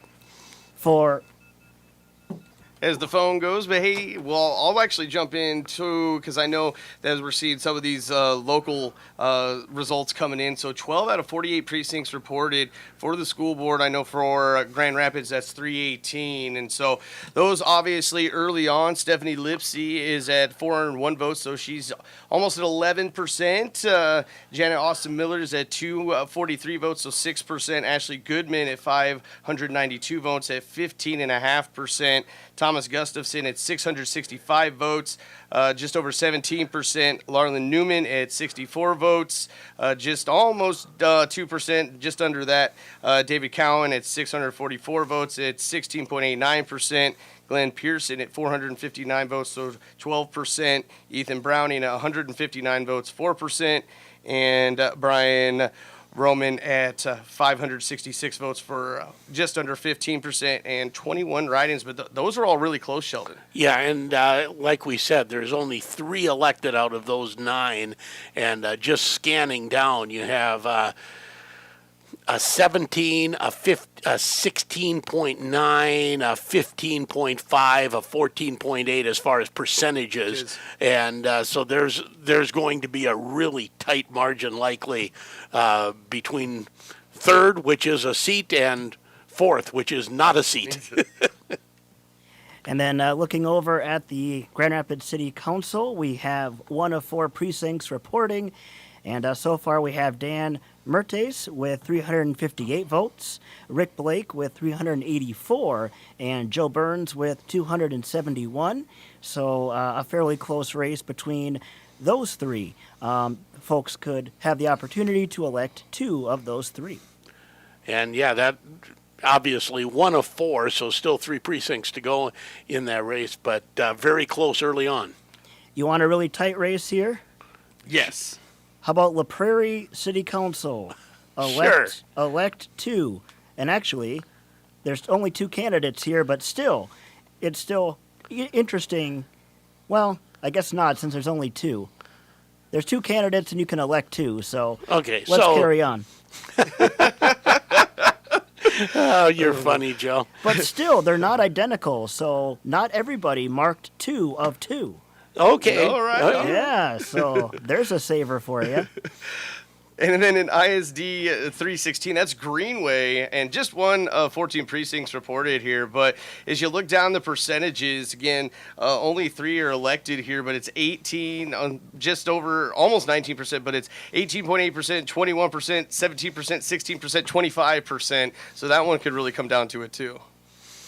By the way, if we jump to national results, Joe? Yeah. You were watching Iowa. Iowa has just been called for Trump. It has, okay. You know, Sheldon, and that's something, that Joe was talking about, you and Joe were talking about earlier as far as those states were concerned. Obviously, me growing up next in Nebraska, Iowa was always that state that people talked about. You had to win Iowa. What do you feel about Iowa? Because I know there's been some talk about it, in the last few years. Yeah, I mean, Iowa is part of that. I mean, for some reason, Minnesota has bucked the trend of these Midwestern states going red, but Iowa is pretty solidly red in my recent memory. It just Well, okay, in Minnesota, it's the DFL party, right? Yes. Democrat Farmer Labor. Well, the farming part of that is pretty weak anymore. Farmers are not voting Democrat. Sorry. It's just, I know a lot of them. They're not. Maybe there's a few, but not many. Not many.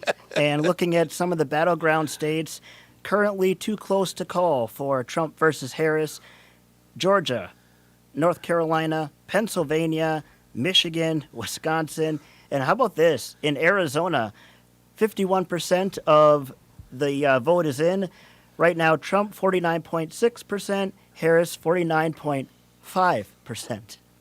Yowza. Yeah, very, very, very, very close. And obviously, as you just look at the current lead, and I loved what the guy they had on MNN, all it is the order of counting the votes. I mean, the votes are already in. It's not that someone is ahead and someone makes a comeback. It's just getting the count. But current count has Trump ahead in Wisconsin, Michigan, Pennsylvania, North Carolina, Georgia, and Arizona by slight margins, but ahead in all 6 of those states. And I don't know if we mentioned Nebraska District 2. We talked a little bit earlier about how that works. Right now, Kamala Harris with 48% reporting. We have 54.3% for Harris, 44% for Donald Trump. So just calling back to our Nebraska discussion earlier. Yes. Yeah, I was reading. And Harris is actually leading in Nebraska 1 as well. Well, I was reading on the socials, though, and again, maybe it's one of those things of they know the votes before we don't, but they've said that they've already called all of the votes in Nebraska for Trump from the folks that I'm seeing on the socials back home. So I don't know if they know something early that we don't, but yeah, I was seeing that as well. Okay, I mean, the national site I'm looking at has the statewide, the two votes statewide called for Trump, and Nebraska 3 called for Trump, but they have not called 1 and 2. Very interesting. So it's again the discrepancies that you see throughout the evening, but it's very, it's going to come down to it in my home state, apparently. Yeah. Lincoln and Omaha always buck the trend of the rest of the state. Well, yeah, there you go. Well, probably Austin, Texas would do the same thing if they counted those votes separately. Yes. They do buck a lot of things in Texas, like broncos and horses and all that sort of thing. So yeah, that is true. By the way, also Ted Cruz projected to hold his Senate seat in Texas, and that was projected to be close. It doesn't look like it's that close. Interesting. All right, yeah, Mr. Allard gave Ted Cruz a good campaign there. Again, that's a projection so far for the Texas Senate. And here, just want to jump in because I know that we're watching County Commissioner District 4. Yep, I just saw that too. So the one of 7 precincts reported, Burl Ives is out early, the 344 votes to 117 for Oftelli. So 73% he has right now. Interesting. Thank you. And again, we mentioned earlier on Burl Ives passing away in September. Name still on the ballot. Brian Oftelli also on the ballot, so we'll keep you posted on District 4 for Commissioner for Itasca County. Well, we'll take a break here, about 9 minutes until 10 o'clock here, coming up on the top of the hour once again. It is our live election night coverage.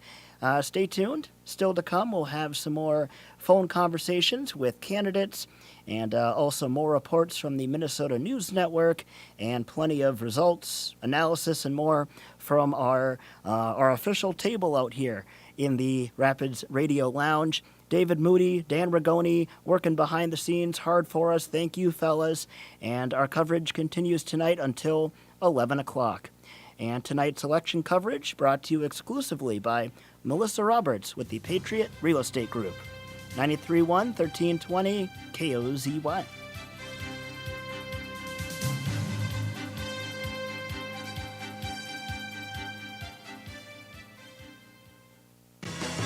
Minnesota. It's the land of lakes, trees, and great music. That's why at 1320 KOZY, every Monday is a Minnesota Monday. Tune in every Monday for great classics from Minnesota bands of the 50s and 60s. Enjoy Minnesota, land of lakes, and great classics. Minnesota Mondays, here on 1320 KOZY. This is Wings Callahan. Join me every Friday here on Cozy Radio as we kick off the weekend with Hot Rod Radio USA. Every Friday afternoon from 3 to 5, we play the best car songs and rockin' music from the 50s, 60s, and 70s. There will be letters, requests, and a ton of great music. If you like classic cars and classic hits, join me every Friday for Hot Rod Radio USA. Hot Rod Radio is sponsored on KOZY by CarQuest of Grand Rapids. Are you worried how 2020 has impacted your teen's social development? We are too. Want to know what might help? Participating in the performing arts in high school. It's been hard being a teenager recently. Hard to cope, hard to keep up, hard not to feel like you're missing out. Everything's different and nobody knows what's next.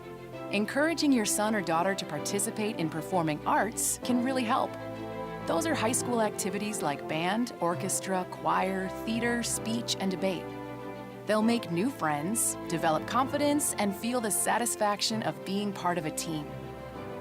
Participation in the performing arts aren't a cure-all, and they certainly won't make the pandemic go away, but they will make the teenagers in your family feel like they're part of something special. This message presented by the NFHS and the Minnesota State High School League.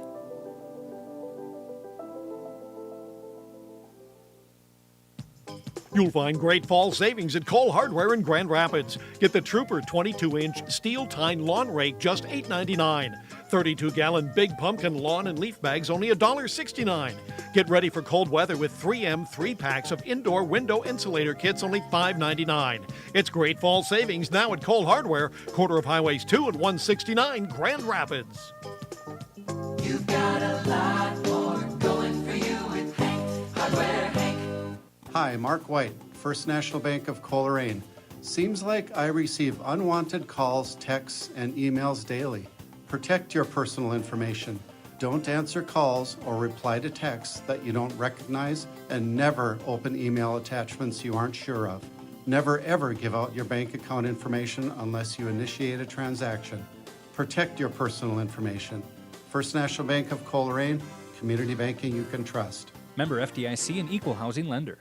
No matter what you're into, whether it's beer, wine, or spirits, when it comes to tasty beverages, Pekegama Liquor in Grand Rapids is sure to have what you're looking for. Featuring a wide variety of the best selection of beers, wines, and spirits, come to Pekegama Liquor for all of your beverage needs. Pekegama Liquor is locally owned by Cliff and Jill Tabke and ready to assist you. Pekegama Liquor is located in the Pekegama Plaza, Southside, Grand Rapids. Find them online on Facebook or at Pekegamaliquor.com. Here's your KOZY weatherology forecast. Lows dip down to about 27 tonight under mainly cloudy skies, northerly winds around 5 miles per hour. Mainly cloudy skies expected tomorrow, highs around 46. Lows dip down to about 27 tomorrow night, partly cloudy skies. Partly cloudy Thursday with a high of 47, 52 Friday. From the Weatherology Weather Center, I'm meteorologist Jennifer Wojcicki. Currently 39.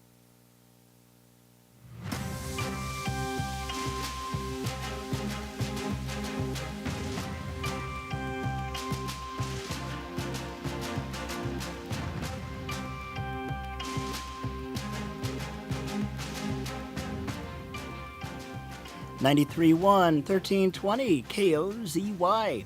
Welcome back to our live coverage of Election Night 2024, brought to you by Melissa Roberts with the Patriot Real Estate Group. Thank you so much, Melissa, for bringing us tonight's coverage. Joe Gigliotti, Sheldon Willis, Marcus Lind here on the air, David Moody and Dan Ragoni behind the scenes getting updates on our other two stations, J105 The Thunder, as well as 96.9 KMFY.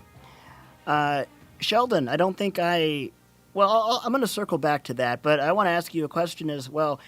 After the debate performance from Joe Biden in late June, which the Biden campaign pitched, and obviously it did not go well for the current president, how surprised were you that he dropped out and Kamala Harris became the nominee? You know, and that was, I mean, maybe not completely unprecedented. Lyndon Johnson dropped out very late in the 68 race, mostly due to stuff about the Vietnam War. But yeah, I was surprised. It was one of those, that's probably the most surprising thing about this election cycle. You know, people talk about how divided and how hateful it is and all the rhetoric, but you can go back and find other elections in the United States had similar amounts of vitriol and all of those things happening. But yeah, I was surprised when Biden dropped out, because you go that far along where you go all the way through the primaries and to the debate and then drop out. It's not something that I had seen before in my lifetime. I want to share something that I don't think it's a conspiracy theory. I think it's a reasonable possibility. I want to see what you think of this. My thought was, so this was, as I recall, Team Biden setting up that early debate in June. And for it to go as poorly as it went, part of me thinks that President Biden may have been set up by his team to put him in front of a national audience to show how poor things were going, to kind of force his hand to drop out of the race. Your thoughts on that possibility? Because, it was their idea to have that early debate in late June. These usually aren't till, August, September, October. Could you see that as a possibility? Not saying that's what happened, but just as... He's putting you on the spot here, Sheldon. As a thought. Because if they had tried to pull the plug too much later, that's really no time for... short on time to really put together a campaign. 3 months was short as is. Yeah, very, very much so. I mean, that was similar to, say, taking over your boys' high school hockey coaching, a week before the season. It was similar to that already. Because it's one thing to have behind-the-scenes muttering, rumors of Joe Biden, struggling, getting older, obviously. It's another thing to see it on display, national audience, a debate against Trump. Then there was no hiding it anymore, and his hand was kind of forced. That's an interesting theory. I don't know. I don't know. I guess I wouldn't completely poo-poo it. All right. Well, yeah, it's just a possibility that yes. may have occurred. And then one more for you. How surprised were you when Minnesota Governor Tim Walz was named the vice presidential candidate? Because even a week or so before the decision, he was kind of a dark horse, maybe candidate. I was not that surprised. I actually had his name in my head. Well, shall I tell you my exact quote to my daughter after Harris became the nominee and we were talking about vice president? She said, "Who should she get for vice president?" I said, "A boring Midwest white guy like Tim Walz."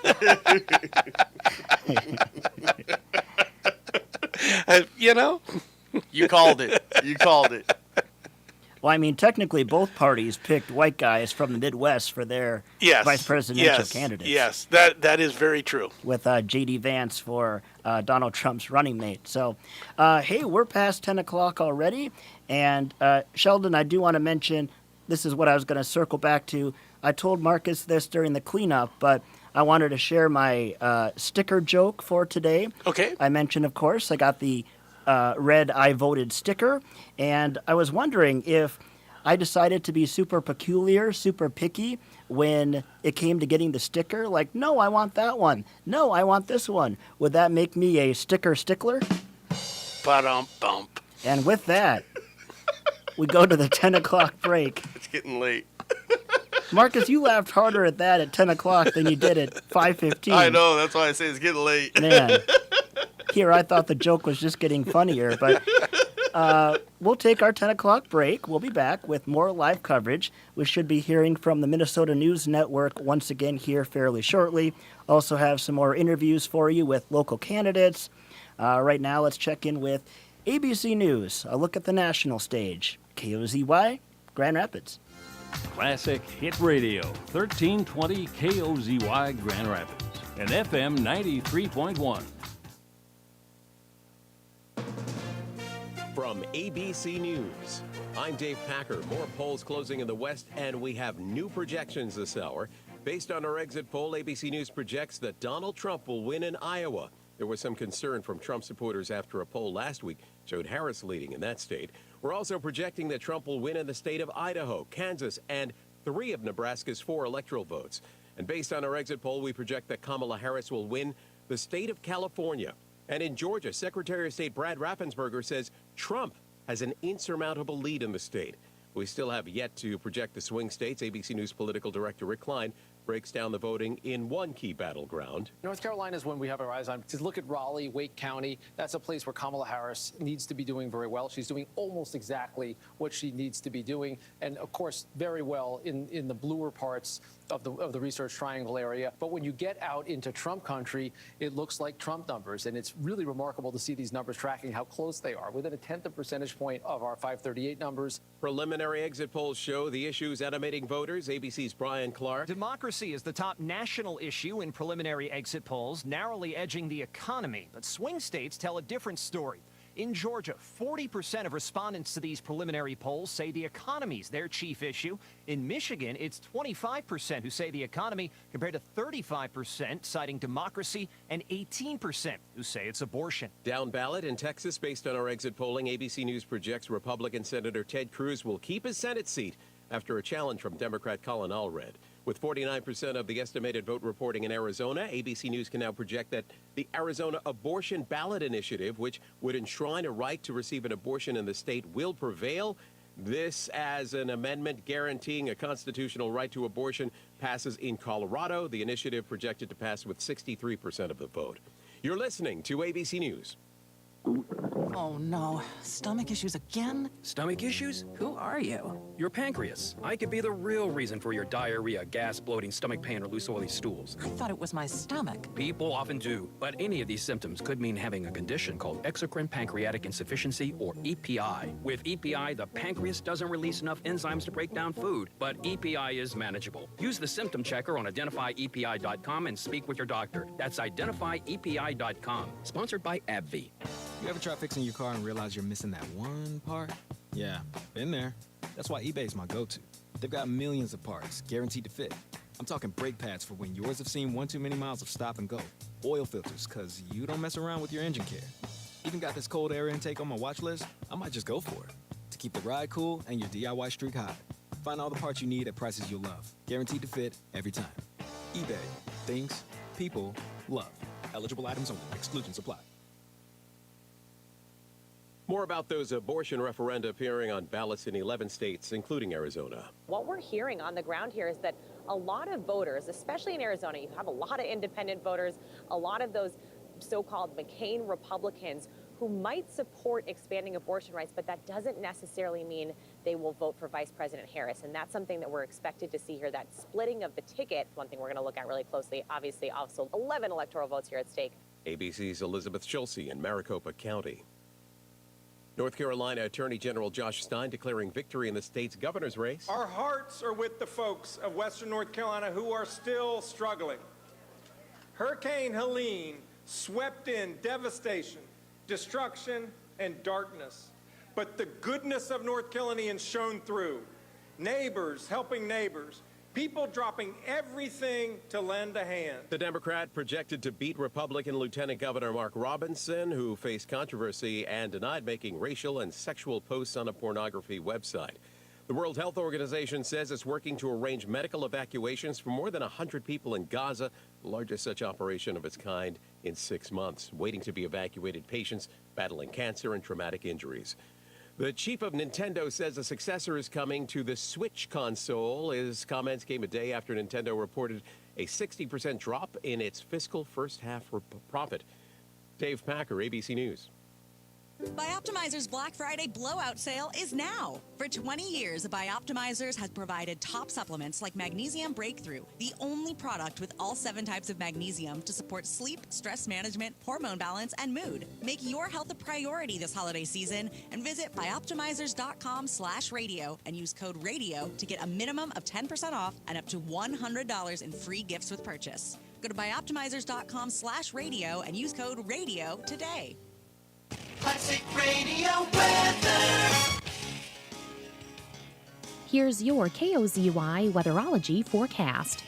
Lows dip down to about 29 tonight under mainly cloudy skies, winds out of the north around 5 miles per hour. Highs level off around 46 tomorrow, mainly cloudy skies expected. Lows around 27 tomorrow night. Temps a bit above average Thursday and Friday with highs from the upper 40s to the low 50s. From the Weatherology Weather Center, I'm meteorologist Jennifer Wojcicki. Right now, 38. Real estate agents, are you hungry, ambitious, growth-minded, and you want more for your real estate career? This is Melissa Roberts with the Patriot Real Estate Group, EXP, powered by Pemberton Homes, and we're hiring. We offer unlimited income potential, passive income opportunities, and the best tech tools in the industry to help you scale. And as the #1 Zillow team in America, we put you front and center. If you want to grow your real estate business, then what are you waiting for? We need to talk. Find me on Facebook and let's connect.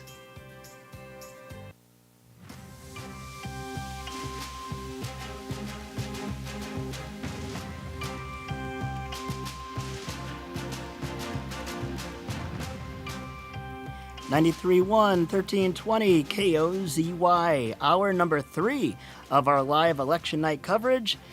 Brought to you by Melissa Roberts with the Patriot Real Estate Group, Joe Gigliotti, Sheldon Willis, Marcus Lind here with you. And right now we're joined by David Cowan, one of the many candidates for a seat on the ISD 318 school board. And Mr. Cowan, thank you for joining us. And how you feeling so far this evening? Thank you for having me, guys. I'm feeling good. I think last time I looked, about 33% of the precincts were in, and I'm definitely encouraged by the numbers and very grateful and thankful for this opportunity, and we'll kind of see how things continue to progress here through the night. Yeah, we've got, 9 candidates here for these 3 seats, and right now I'm looking at it, I see 4 or 5 candidates in the 10 to 15% range of the vote. Why'd you want to run for school board for this race, sir? Well, I saw my son thrive in Grand Rapids, and as he is a senior now, I just thought that, with my background and kind of my professional experience, I thought I could help bring some good strategy and some good kind of data-focused decision-making to the district and help other kids be able to thrive and have lots of great opportunities like my son has had.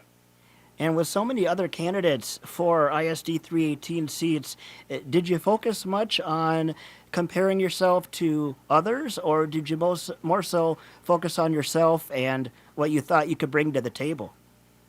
Yeah, I really tried to keep it on myself and not really comparing to others. I really wanted to help voters understand what they're getting if they, chose to vote for me. Really running on my focus areas of, knowing that education is a 3-legged stool of the community and the schools and the staff and the teachers, but also the parents.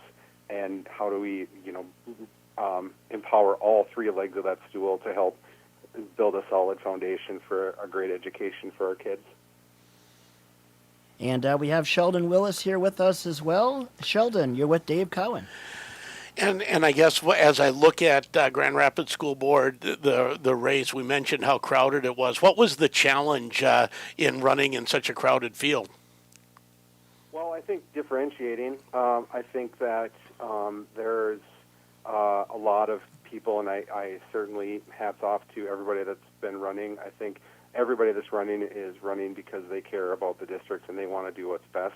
I think that just trying to keep the narrative positive in this election cycle, it gets more and more contentious, and there's a lot of vitriol in the community, I think, at times, and really trying to correct the narrative. I think that, oftentimes there's misinformation or just flat incorrect information that's out there, and really trying to go back to the source and share facts over misinformation. I think that was a challenge, but also just staying true to myself and what I was trying to achieve here, and that's really how I try to differentiate myself.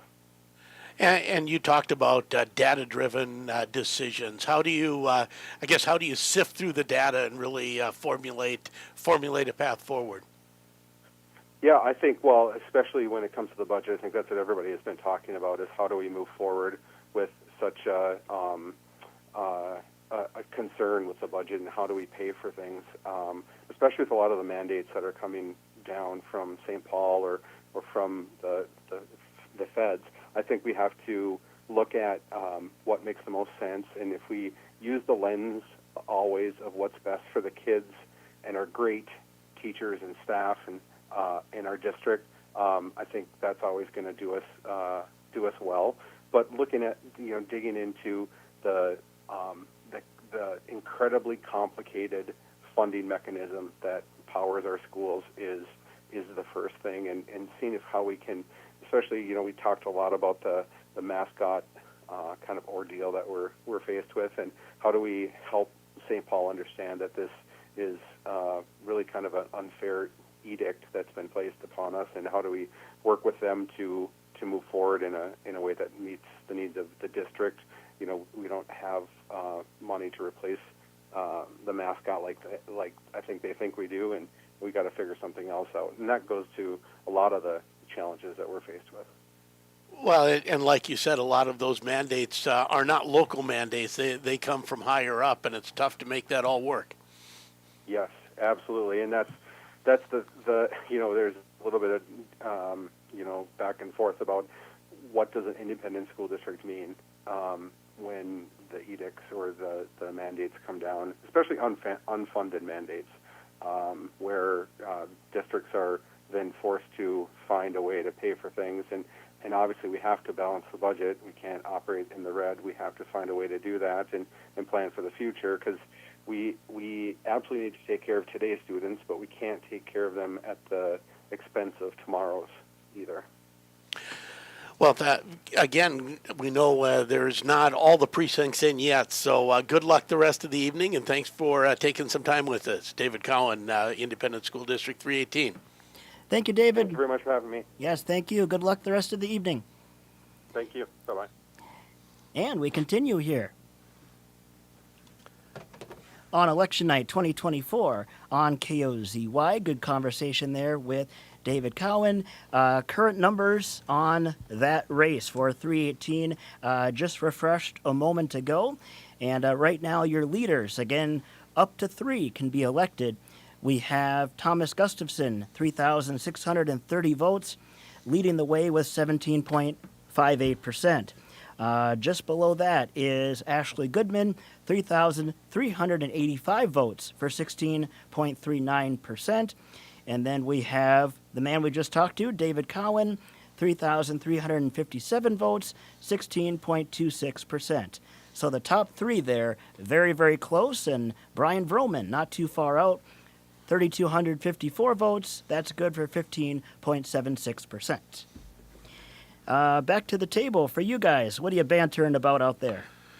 We're not bantering too much. We're just we'd love to talk to some more school board candidates. Some of the ones you mentioned, as we start to get local results trickling in here as we move through the 10 o'clock hour. Half of the precincts in Itasca County have now come in. 3 of 7 in County Commissioner District 4, and Burl Ives up with 3,203 to Brian Oftelli's 989, 151 write-ins in that district, which probably is not a big surprise. Of course, Burl Ives passing away after his name was on the ballot. He is the incumbent and currently also leading. As what do you got, Joe? We ready for someone else? We are. We're going to stick with the District 318 theme. We have candidate Ashley Goodman here with us. Ashley, how you feeling? Are you watching the results pour in? I am, actually. I am at the courthouse here in Grand Rapids, and I am in their viewing room just watching the results come in. I'm joking about it. I'm torturing myself just watching them slowly trickle in. But yeah, I feel pretty good. So far, so good from what I can see. But it's a tight race. We'll see what happens. I don't think I'll be here all night long, but I'll definitely be here for a couple hours longer here and just see how it goes. Yeah, just under half of the precincts or so reporting, and right now you are in the top 3. How was the campaign leading up to this? Anything surprise you as you ran for school board?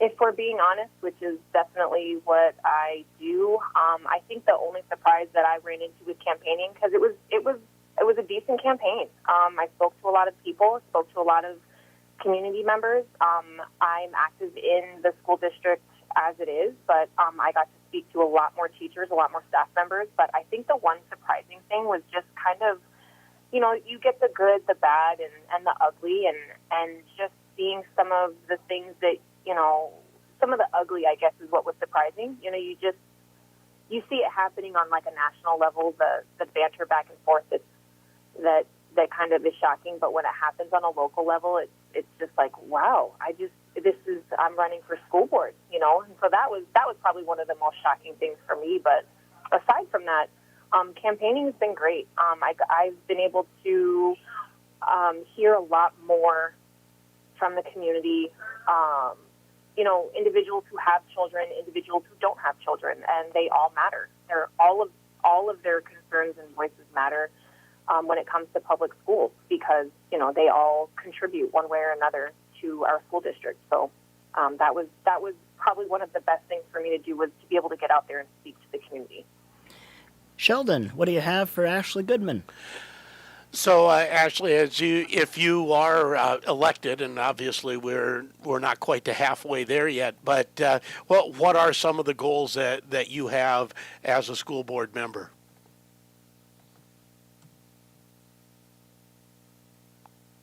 Hello? We might have lost her. We might have lost Ashley. Okay. Oh, can you hear me? Now I can. I couldn't for a moment there. Apologize. I was saying one of my main goals is what the community has brought up, which is funding. And, we in our district in particular, we have definitely a funding issue, but that is statewide. And so one of my main goals is to work with our local legislators as well as state legislators and have some resolution to that.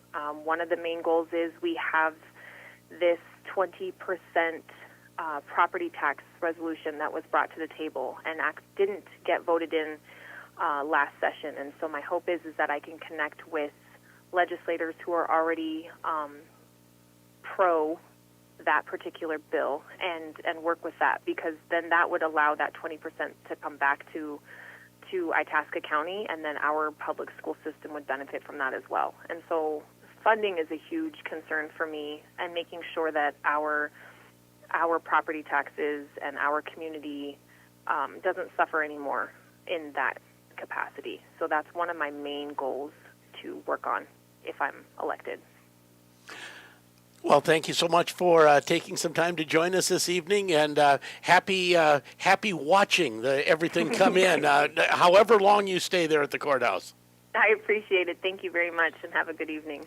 Thank you, Ashley. That's Ashley Goodman, one of the candidates, one of the many candidates for District 318 School Board. 9 candidates on the ballot and 3 seats available.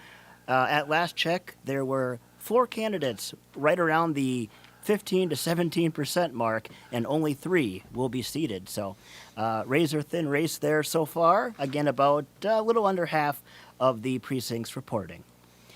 This is our live coverage of Election Night 2024 as we still line up some more interviews here for you with some local candidates.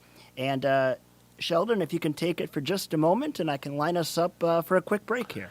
All right. Well, we continue to watch statewide results right now. 23.25%, 954 precincts reporting, and Trump's still holding a lead, 61% to 36.5% for Harris, and Royce White leading Klobuchar 52% to 43%.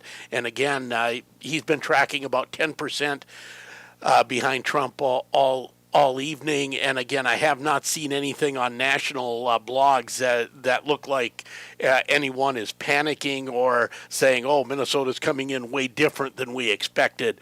And oftentimes that's the case in Minnesota, is those Hennepin and Ramsey County results are the last ones to come in, and there's just a huge vote dump, and it'll likely be, between 11 and midnight, and we'll get the lion's share of the rest of the votes. The one district that's close is District 2 right now, which is DFL Angie Craig at 49%, Joe T-Rab at 47.79%. In our district, District 8, Stauber at 64%, Jen Schultz at 35%. That's with 197 of 834 precincts reporting, so you do the math.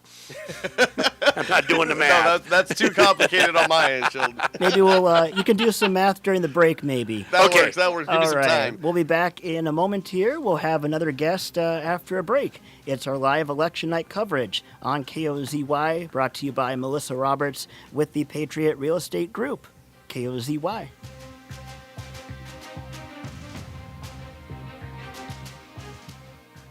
The Minnesota Department of Veterans Affairs, together with the Minnesota Department of Military Affairs, reinvest individual contributions of $30 when motorists buy a Support Our Troops license plate at any Minnesota Driver and Vehicle Services Deputy Registrar location. Purchasing a Support Our Troops license plate is a way to show your support daily while driving your vehicle and contribute funds to help support our troops and their families. Please purchase a Support Our Troops license plate to show your support for those who serve.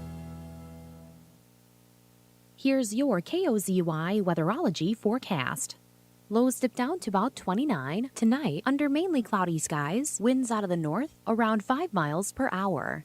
Highs level off around 46. Tomorrow, mainly cloudy skies expected.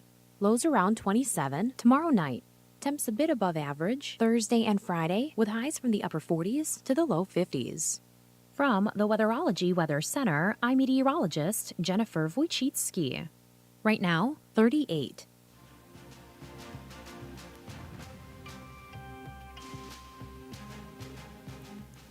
And we're back here for our live coverage of Election Night 2024. Joe Gigliotti, Sheldon Willis, and Marcus Lind.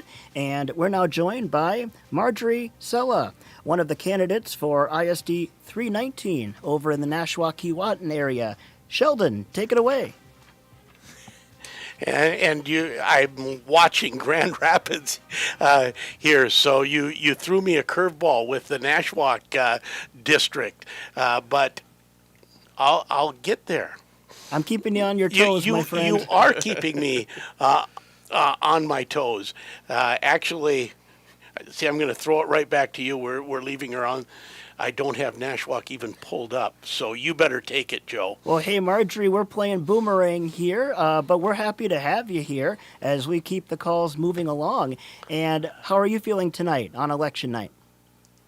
Well, I'm doing okay. I been kind of trying to watch it. I'm down in Arizona right now on a family vacation, but so I've been trying to watch the polls from a distance, but I'm feeling good. Oh, have you done anything fun in Arizona? We just did Grand Canyon this afternoon, and now we're on our way down to Mesa, Phoenix area to see some relatives. Oh, well, that sounds wonderful. And Sheldon, are you all set? Yes, I am. So, and the wonder of the internet is you can follow what's going on when you're on vacation, Marjorie. But first, tell me, what are some of the challenges facing the Nashwauk-Keewatin school district, and talk a little bit. You have the school construction going on right now. Yeah, we do. We have the school construction going on, and I guess I'm having been a planner for 32 years for USDA, I felt that I would be a good candidate to help continue planning the changeover from the old school to the new school, and just trying to bring that experience in. I'm also a single mother, so I've had a lot of experience in organizing families and coordinating work-family schedules. And I know small school districts like Nashwauk-Keewatin, there's so many challenges in small school districts, but does the new construction and the passing of that referendum, does that really help put the school district on a solid basis? Well, we're hoping that, with the new school, the public is hoping that it'll draw in students and retain our students that are within our district to attend the new building.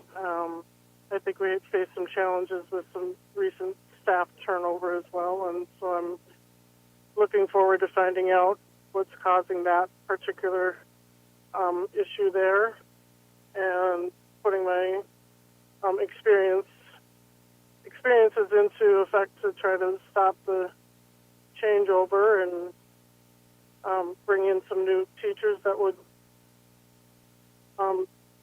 provide a good education for our students.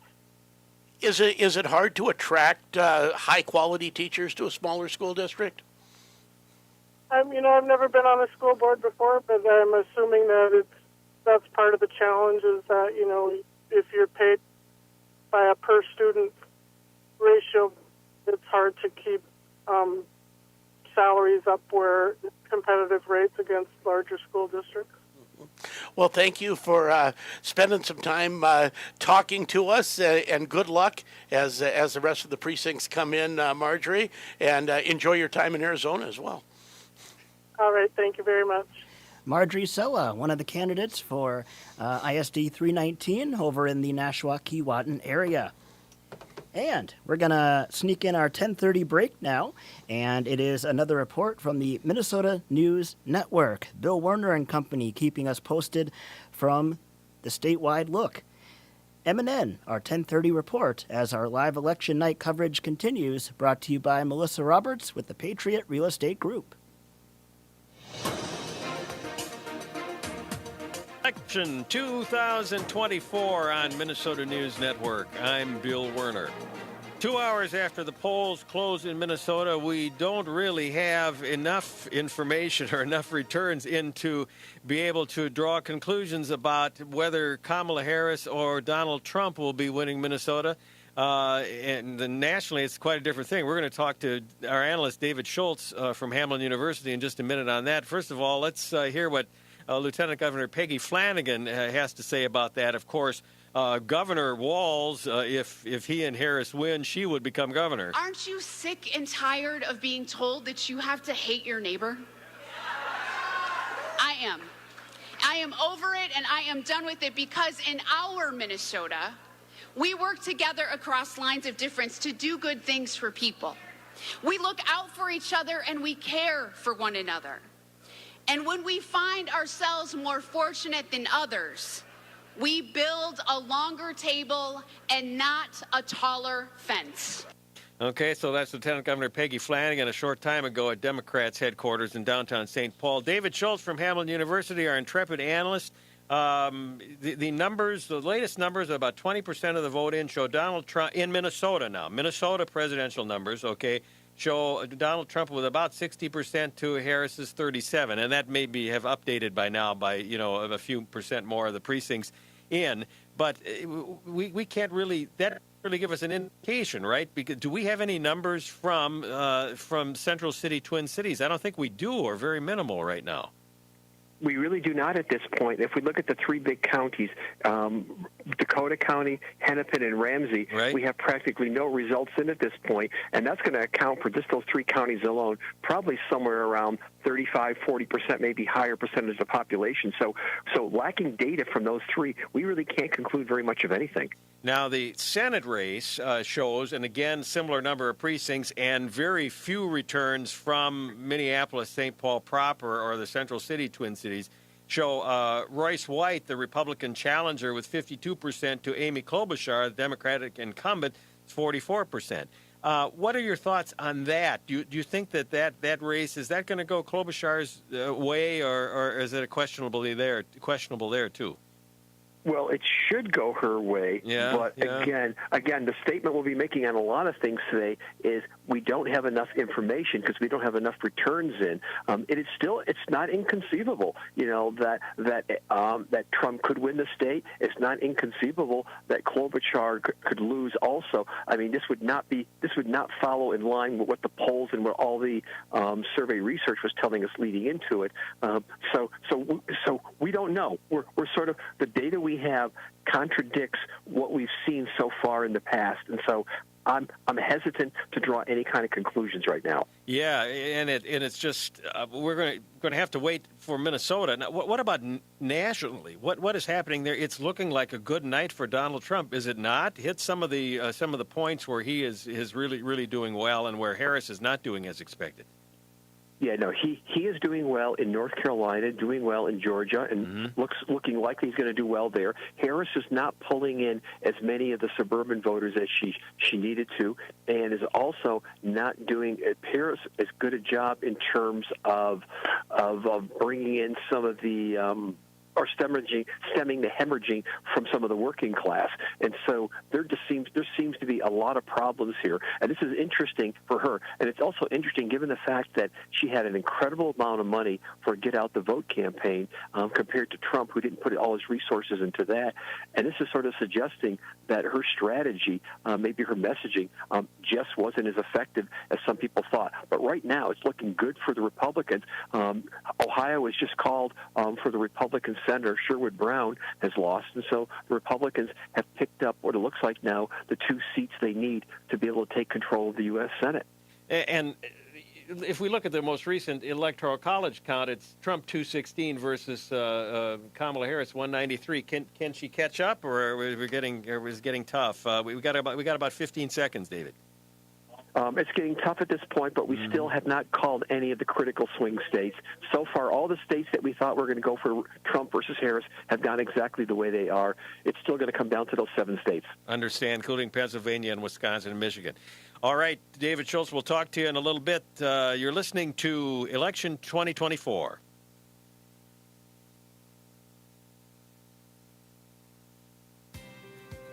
Real estate agents, are you hungry, ambitious, growth-minded, and you want more for your real estate career? This is Melissa Roberts with the Patriot Real Estate Group, EXP, powered by Pemberton Homes, and we're hiring. We offer unlimited income potential, passive income opportunities, and the best tech tools in the industry to help you scale. And as the #1 Zillow team in America, we put you front and center. If you want to grow your real estate business, then what are you waiting for? We need to talk. Find me on Facebook and let's connect.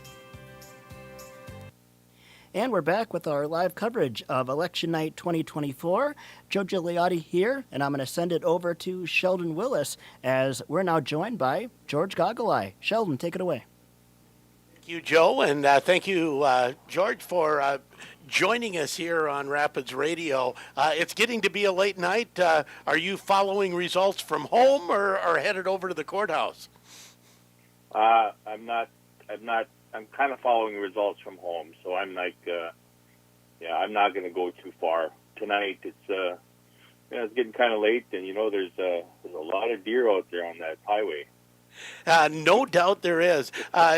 Talk a little bit about the campaign for school board. Right now, the results we have show you leading with 1,004 votes with 14 of the 24 precincts in. But what have you heard from people in District 317 as you've campaigned for school board? Well, I've heard a lot of different things from different people, just about, it's hope for a new direction, from some of the communities, hoping for some positive change. I mean, it's all about, I think a lot of it is all about change and wanting to see some positive things happening, in and around the school.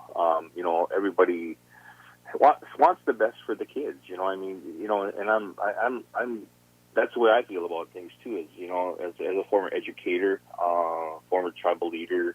I worked in different levels of government. Worked at the national level, worked at the state level. So, I think this has been a huge opportunity to put my skills and my background to work in the setting, at the school setting. And what are some of the biggest challenges that face the Deer River School District in your mind? Well, I don't think there's challenges, but I think there are wonderful opportunities here that I think that, we need to focus on. There are so many positives that we can build on with the school, the community, the administration of the school, the teachers. Then, of course, it's important to never forget the students. I mean, they're a big part of this whole process, and sometimes I think we overlook the greatest need, and it's all about them. So as you look forward to hopefully being on the school board, what will be some of your first priorities? Well, definitely to get a good feel for what is going on in the school. As a head coach in the high school athletics program, I got a good feel for what's going on with the kids, what's going on with the youth. I'm connected to the community. And I know there's some great challenges with resources and shortages of funding and with teachers teachers getting cut and things like that. I think there's an opportunity to take a look at budgeting and what can we do to solve some of those challenges that that you mentioned earlier, but turn this whole thing around into opportunities for the district. You mentioned that you coach Deer River Athletics. Remind us what you coach, George. I coach the girls' basketball team. I'm the head coach there. And how's the team looking this season? Almost, getting close to the start here. Yeah, we're getting close, and I think the excitement is really starting to build up. We're going to be fairly young this year. We don't have graduated a bunch of seniors from last year, and we have a couple of juniors that are going to lead our team. We've got a couple of freshmen that are going to be contributing, and we might even have a couple of 8th grade girls that will move up and contribute to the team. So yeah, we're going to be pretty young, for sure. We'll have some of those games over on 96.9 KMFY. Sheldon, anything else for George Gogolai here this evening? Well, George, I know I always enjoy talking to you when we cover Deer River girls basketball. And before you leave, we have to say go Warriors for the football team. Oh, absolutely. Absolutely. Looking forward to the game Friday night. Looking for, we played Mahnomen a couple years ago, and, we got the best of Mahnomen. So, I'm thinking that Mahnomen is going to be looking for some revenge here. But, I've got some confidence in our boys that, we're going to get out there and play our best game, and, we're going to leave it on the field. Thank you, George, and good luck the rest of the evening and moving forward. All right. Thanks a lot, gentlemen. You guys all have a good evening, too. Thank you. That's George Gogolai, one of the candidates for school board for Deer River. Again, a tight race going on there. And, Sheldon, he mentioned Mahnomen Waubun for the Deer River football team. And, not too often that teams meet each other in, multiple times in a fairly short amount, in a fairly short time span. But, Deer River, Mahnomen Waubun again on Friday night at State. Now, looking at statewide results, and we kept Marcus and I kept saying that the big counties couldn't have dropped yet, and that's exactly what they were saying on the MNN report that we heard about 10 minutes ago. And as that report was going on the air, the results changed big time. There's now just over 45% of precincts reporting, and Harris now leading Trump 53% to 43%, and Klobuchar leading White 58% to 38%, round figures, right? 37.97. So it looks a little more like maybe the polls were correct.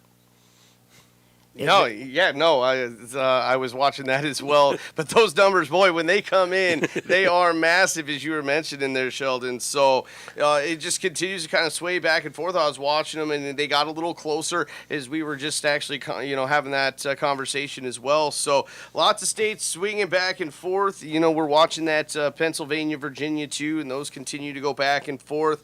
Looks like, of course, California, Oregon, and Washington are now all to Harris, as well as Colorado and New Mexico. So a lot of states starting to really come in and report those results on the national scale. Yep, and North Carolina has been called for Trump. Yes. And basically what I'm reading is it's the blue wall or bust right now for Democrats in the presidential race, needing Wisconsin, Michigan, and Pennsylvania. And right now they're all too close to call. It's so close. Even as we speak, we can watch, Minnesota on my end just flipped and has that blue tint to it. Wisconsin, Michigan have that red tint. But even as you were talking, Pennsylvania and Virginia keep switching that color. So it's coming down to it. Of course, Georgia still. And Arizona is just razor thin right now too. Yeah, and Nevada looks like it's got that shade of blue to it. So just kind of the last few states out there right now that are getting to that point. Yep, and exactly right. I've got NBC News projecting Virginia goes to Kamala Harris. And really? It actually just went on my map. It actually just went completely blue. Oh, it did on mine too. So really, still for the Harris-Trump race, still no surprises as far as states that have been called, in my opinion. Correct. There were some that Democrats were hoping Harris could flip or could win. States like North Carolina, outside chance of Florida, Texas, but everything has stayed as the Democrats had hoped. And same for the Republicans. Now, even in the states that Harris is currently behind in, depending on which map you're on or how often you've refreshed, there's still some largely populated areas within those states that Trump is currently leading that haven't been tabulated yet. Cities like Detroit, cities like Milwaukee, Philadelphia. And Harris expected to gain some ground there, and we haven't even touched much on Arizona or Nevada. Yep. So it may be getting close to 11 o'clock here in the Central, but still relatively early in this process. So let's just clip through a few of the local representative districts. District 3A, Republican incumbent Roger Scraba now leading Harley Droba 59% to 37%. That's with half of the precincts in. Ben Davis leading Earl Butenhoff with half of those precincts in as well. 8,921 to 4,891. That's 64 to 35%. Spencer Igo, who spent some time with us earlier, 61.5% to 38.3% for Schneiser, and that's with 52 of 70 precincts. In 7B, Cal Warwas with 57%, and Lori Janitopoulos. You're going to go with that? I'm going with that. I'm going with that. If she wins, we'll have to figure out exactly how to pronounce her name. 653 votes, or 42%. So some of the local state representative races with the current totals that we have. And right now, Mayor of Bellevue looking like that's going to go to Tony Young with 62% of the vote and one of one precincts reporting. Let's see. Anything else that's catching my attention here? Sheldon, back to you for just a moment. All right. And back to the national. Washington projected to go for Harris. I think that was on my page earlier as well. So the count I have right now is Trump at 230 and Harris at 205. Of course, 270 needed to win. Is that what your site has? Yeah, but I have 230 and 205. Yep. All right, so our sites match. And again, it's going to most likely, and they haven't called Minnesota in that yet. They have Minnesota's not yet. 10. My guess is that will get called maybe before we go off the air in 15 minutes. I think get very close. Yes. I think that's getting close to being called, and the Senate race even closer to being called. Yes, very much so. And then we're going to wait for a couple days and get Wisconsin, Michigan, and Pennsylvania in, and it'll be a rest of the week. It will be, and I'll be honest. Just looking at it from a statistical point of view, Harris is going to need all three of them. Trump will need one of them. So it's kind of like drawn to the inside straight. That's what Harris is going to need. And obviously, Sheldon, you just mentioned it's going to take a few days to get some of that, but just the numbers that I'm seeing on the site that I'm looking at, Wisconsin right now, they're saying 70% reporting, and Trump is like almost at 51% with Harris at 47, and Michigan is at 40% with Trump at 51 and Harris at 46. Pennsylvania is at 81% in Trump at 51 and Harris at 47. Yep, and you and I don't know exactly where those votes are coming in. If you tune to one of the big networks, they may be breaking that down by county and this county and precinct and all of that. But you don't know if Milwaukee often comes in late for Wisconsin, and that skews the vote a lot. Detroit comes in late for Michigan, and that's a huge part of the Michigan vote. And for Pennsylvania, Harris is counting on a big turnout in the Philadelphia area, and that usually comes in late. So the Democrats are knocking on wood and saying that we need our strongholds to come up, and you just don't know. Just don't know. We do not know just yet. The ballots have been cast. They just haven't been counted. Exactly. And you know who we're going to check in with right now? A voice we haven't heard yet tonight? Who? Dano.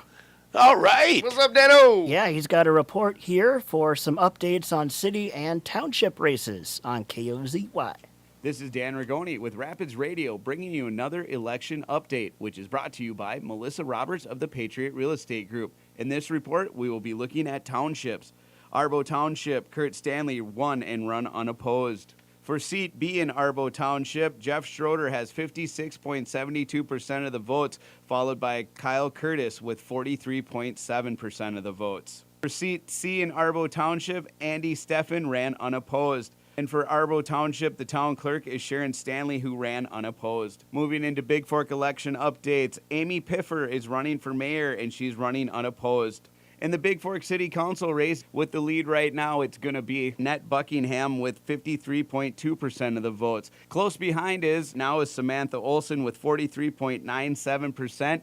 And Beau V for the race for mayor, Tony Young has 62.37% of the votes, where Michael Bibich has 35.75% of the votes. For city council members, Lauren Meyer has 38.62% of the votes, followed closely by Bill Richardson with 34.61% of the votes, and Neil Robin has 24.86% of the votes. For town supervisor of Blackberry Township, Lonnie Moljusness ran unopposed. For town supervisor of seat B for Blackberry Township, as of right now, it is Gary Nelson with 59.86% of the votes, followed by Tim Durkis with 39.68% of the votes. For Bowstring Township, town supervisor seat C, Timothy Schultz ran unopposed. For town clerk, it was Christine Schultz who ran unopposed for Bowstring Township. In the race for mayor over in Deer River right now, Stephen Geving has 55.81% of the votes, followed by Chris Reed with 43.60% of the votes.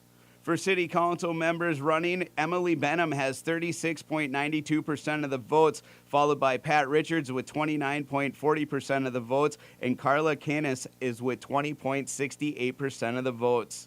In the race for City Council of Grand Rapids, right now, Rick Blake has 39.4% of the votes, followed by Dan Murtis with 33.43% of votes, and Joe Burns coming in with 26.23% of the votes. This has been Dan Rigoni with Rapids Radio with your election update. These election updates have been brought to you by Melissa Roberts of the Patriot Real Estate Group. You know, it's a big night when Dano goes by Dan Rigoni instead of just Dano here on KOZY. What's that, Marcus? I said that's awesome that he's going by, he's serious then. Yes, that's right. There you go. There you go. Well, rock on, Joe. What are you going by tonight, Joe? Let's see.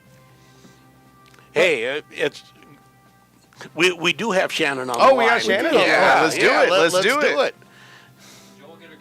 Joe's getting her connected right now. Cohasset City Council. And that's complete. Yes, because there's only one precinct, just like there is in Coleraine. Oh, right on. All righty, let's talk some Cohasset City Council. Sheldon, say hello to Shannon. That sounded a lot like a dial tone. Shannon may be good, but I don't think she can imitate a dial tone that way. Interesting. Well, we'll try again. Yes, we will. We'll try again. Do you want to run down those Cohasset results since we previewed it? Okay, and there were a whole bunch of people running. How many here? 3, 4, 5, 6, 7, 8, 9. I actually know one of them. And electing 2 out of the 9. And Shannon Benelkin unofficially with 688 votes. And coming in second, Andy McDonnell with 607 votes for 19%. And so if that holds, those would be the 2 elected for Cohasset City Council. And after that, 538 votes for Kevin Ott, 267 for Eric Odden, 466 for Tim Carlson. See, I know him too. Ryan Frank, 114. Richard Corticus, 117. And Barbara Baird with 307. So that's what we have for Cohasset City Council, and we were hoping to chat with Shannon here before the end of the evening, who will be one of the newly elected City Council members for the city of Cohasset. And again, we want to thank all of the workers in the community who, whether they were at the polls this morning, at the tables, helping people, directing them where to go, where to get their address or their address and their name verified, where to go to get their ballot, and where to put it into the machine, how to put it into the machine correctly, and then we talked about the wondrous stickers that are given out as well. So. And, of course, everybody working hard down at the Itasca County Courthouse and across the state and the nation, helping us bring election 2024 to this, this big Super Bowl of a day. Well, we got to thank you guys. I mean... I just read this, and I remember I mentioned the election of 1968 because of a president stepping aside, and... someone just wrote, the election has key commonalities with 68. An unpopular Democratic incumbent steps aside in an election year, and the replacement is his vice president, who doesn't contest primaries but sews up the nomination, and the Democratic Party is divided, plus the Republican candidate had previously lost a presidential election. Oh, wow. And that was Nixon over Humphrey in a very historically close election. Goodness. And history may kind of repeat itself. I'm of the opinion that history doesn't repeat itself, but it rhymes. I like this. That. This may rhyme with that. with 1968. Guys, I can also project that the Minnesota Wild fell to the LA Kings 5-1, your final canvassed score here tonight. Okay. In a game we probably would have had on the air, but we had more important things to do. Like cover the election here tonight on KOZY. And there were no NBA games because they were telling you to get out and vote. And the NHL's like, no, we're putting a full slate out there tonight. There were a lot of NHL games tonight. Well, you could vote earlier. I guess, yes. Let's see. The Calgary Flames and Montreal Canadiens, not a part of the early voting process here in the U.S. Flames 3, Canadiens 2, your final there. Ah, there you go. They prevented no one from voting. Anything else either of you guys want to add here tonight? Again, we'll have full results by tomorrow morning with Tim Edwards. Again, not official results, but we'll get those for you as we get them tomorrow morning with Tim and throughout the day. Yeah, It's been fun. Yeah, I just want to thank Sheldon for coming in, Super Joe for doing all you do, David and Dano for coming in as well, and I mean the entire team here. I mean Jen's always doing a lot for us upstairs, as well as Tammy, Megan, and Meryl. So it takes an entire team to do what we do, and so thank you guys for coming in, for everybody listening tonight, lining up phone calls, and it's always fun. Like Joe said, you just listen. Tim will take care of more of your results that we'll have in. A lot more things will be finalized tomorrow morning, and we'll continue to get those out to you. And it'll be a few days to watch that presidential election, and it'll be fun. And hey, we're gonna do some more sports games and have a lot more fun in this community. So, absolutely. You know who I want to thank as well one more time? Melissa Roberts with the Patriot Real Estate Group. So much. For bringing us tonight's live coverage of Election Night 2024 here on KOZY. You may have seen her logo on our YouTube page here for our live video that we've had going here tonight. So again, we will keep you posted, as will the Minnesota News Network tomorrow, as they'll have the results as they keep pouring on in. But guys, it's been fun, and what do you say we do this again in 2 years and maybe 4 years? Sounds good to me. All right. Well, Sheldon Willis, Marcus Lind, and then Dan Rigoni and David Moody behind the scenes helping us out with updates on our other two stations, also helping out with getting candidates on the phone here tonight for us. I'm Judge Gigliotti, and thank you so much for listening, and this has been our coverage of Election Night 2024. Live on 93.1 and 1320 KOZY, live streaming audio, KOZYradio.com, and a live video on the YouTube page as well. Have a great rest of the night. Happy Election Night one more time from 93.1 and 1320 KOZY.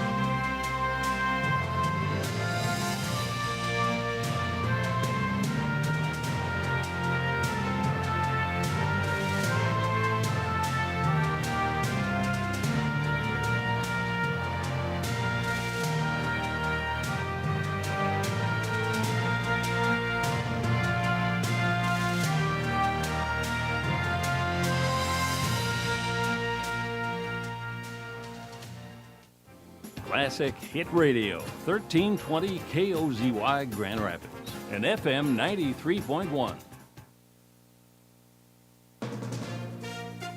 From ABC News, I'm Richard Cantu.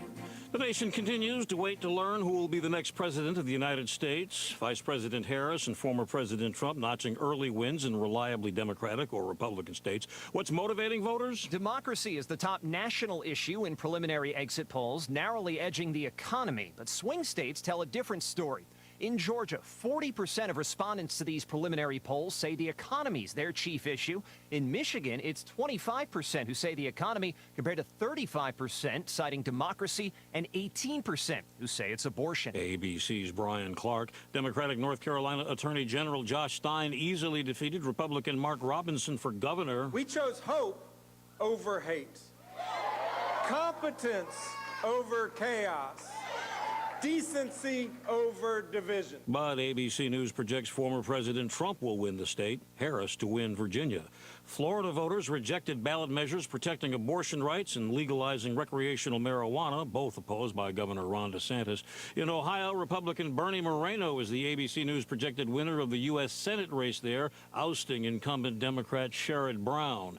Isaac Sissel in federal custody in Michigan, accused of posting threats online to carry out a mass shooting of evangelical Christians should former President Trump be returned to the White House. 5 people in custody in Poland and Lithuania suspected of what's believed to be a Russian plot to put explosive devices on jet freighters bound for the U.S. 2 ignited at DHL facilities in Britain and Germany. There's a real question here whether this was an intentional act by the Russian intelligence to bring down an airplane or to test ability to get an incendiary device onto airplanes, or did they just want to scare the Western public? ABC News contributor Steve Ganyard. You're listening to ABC News. A Gain Scent Bead story.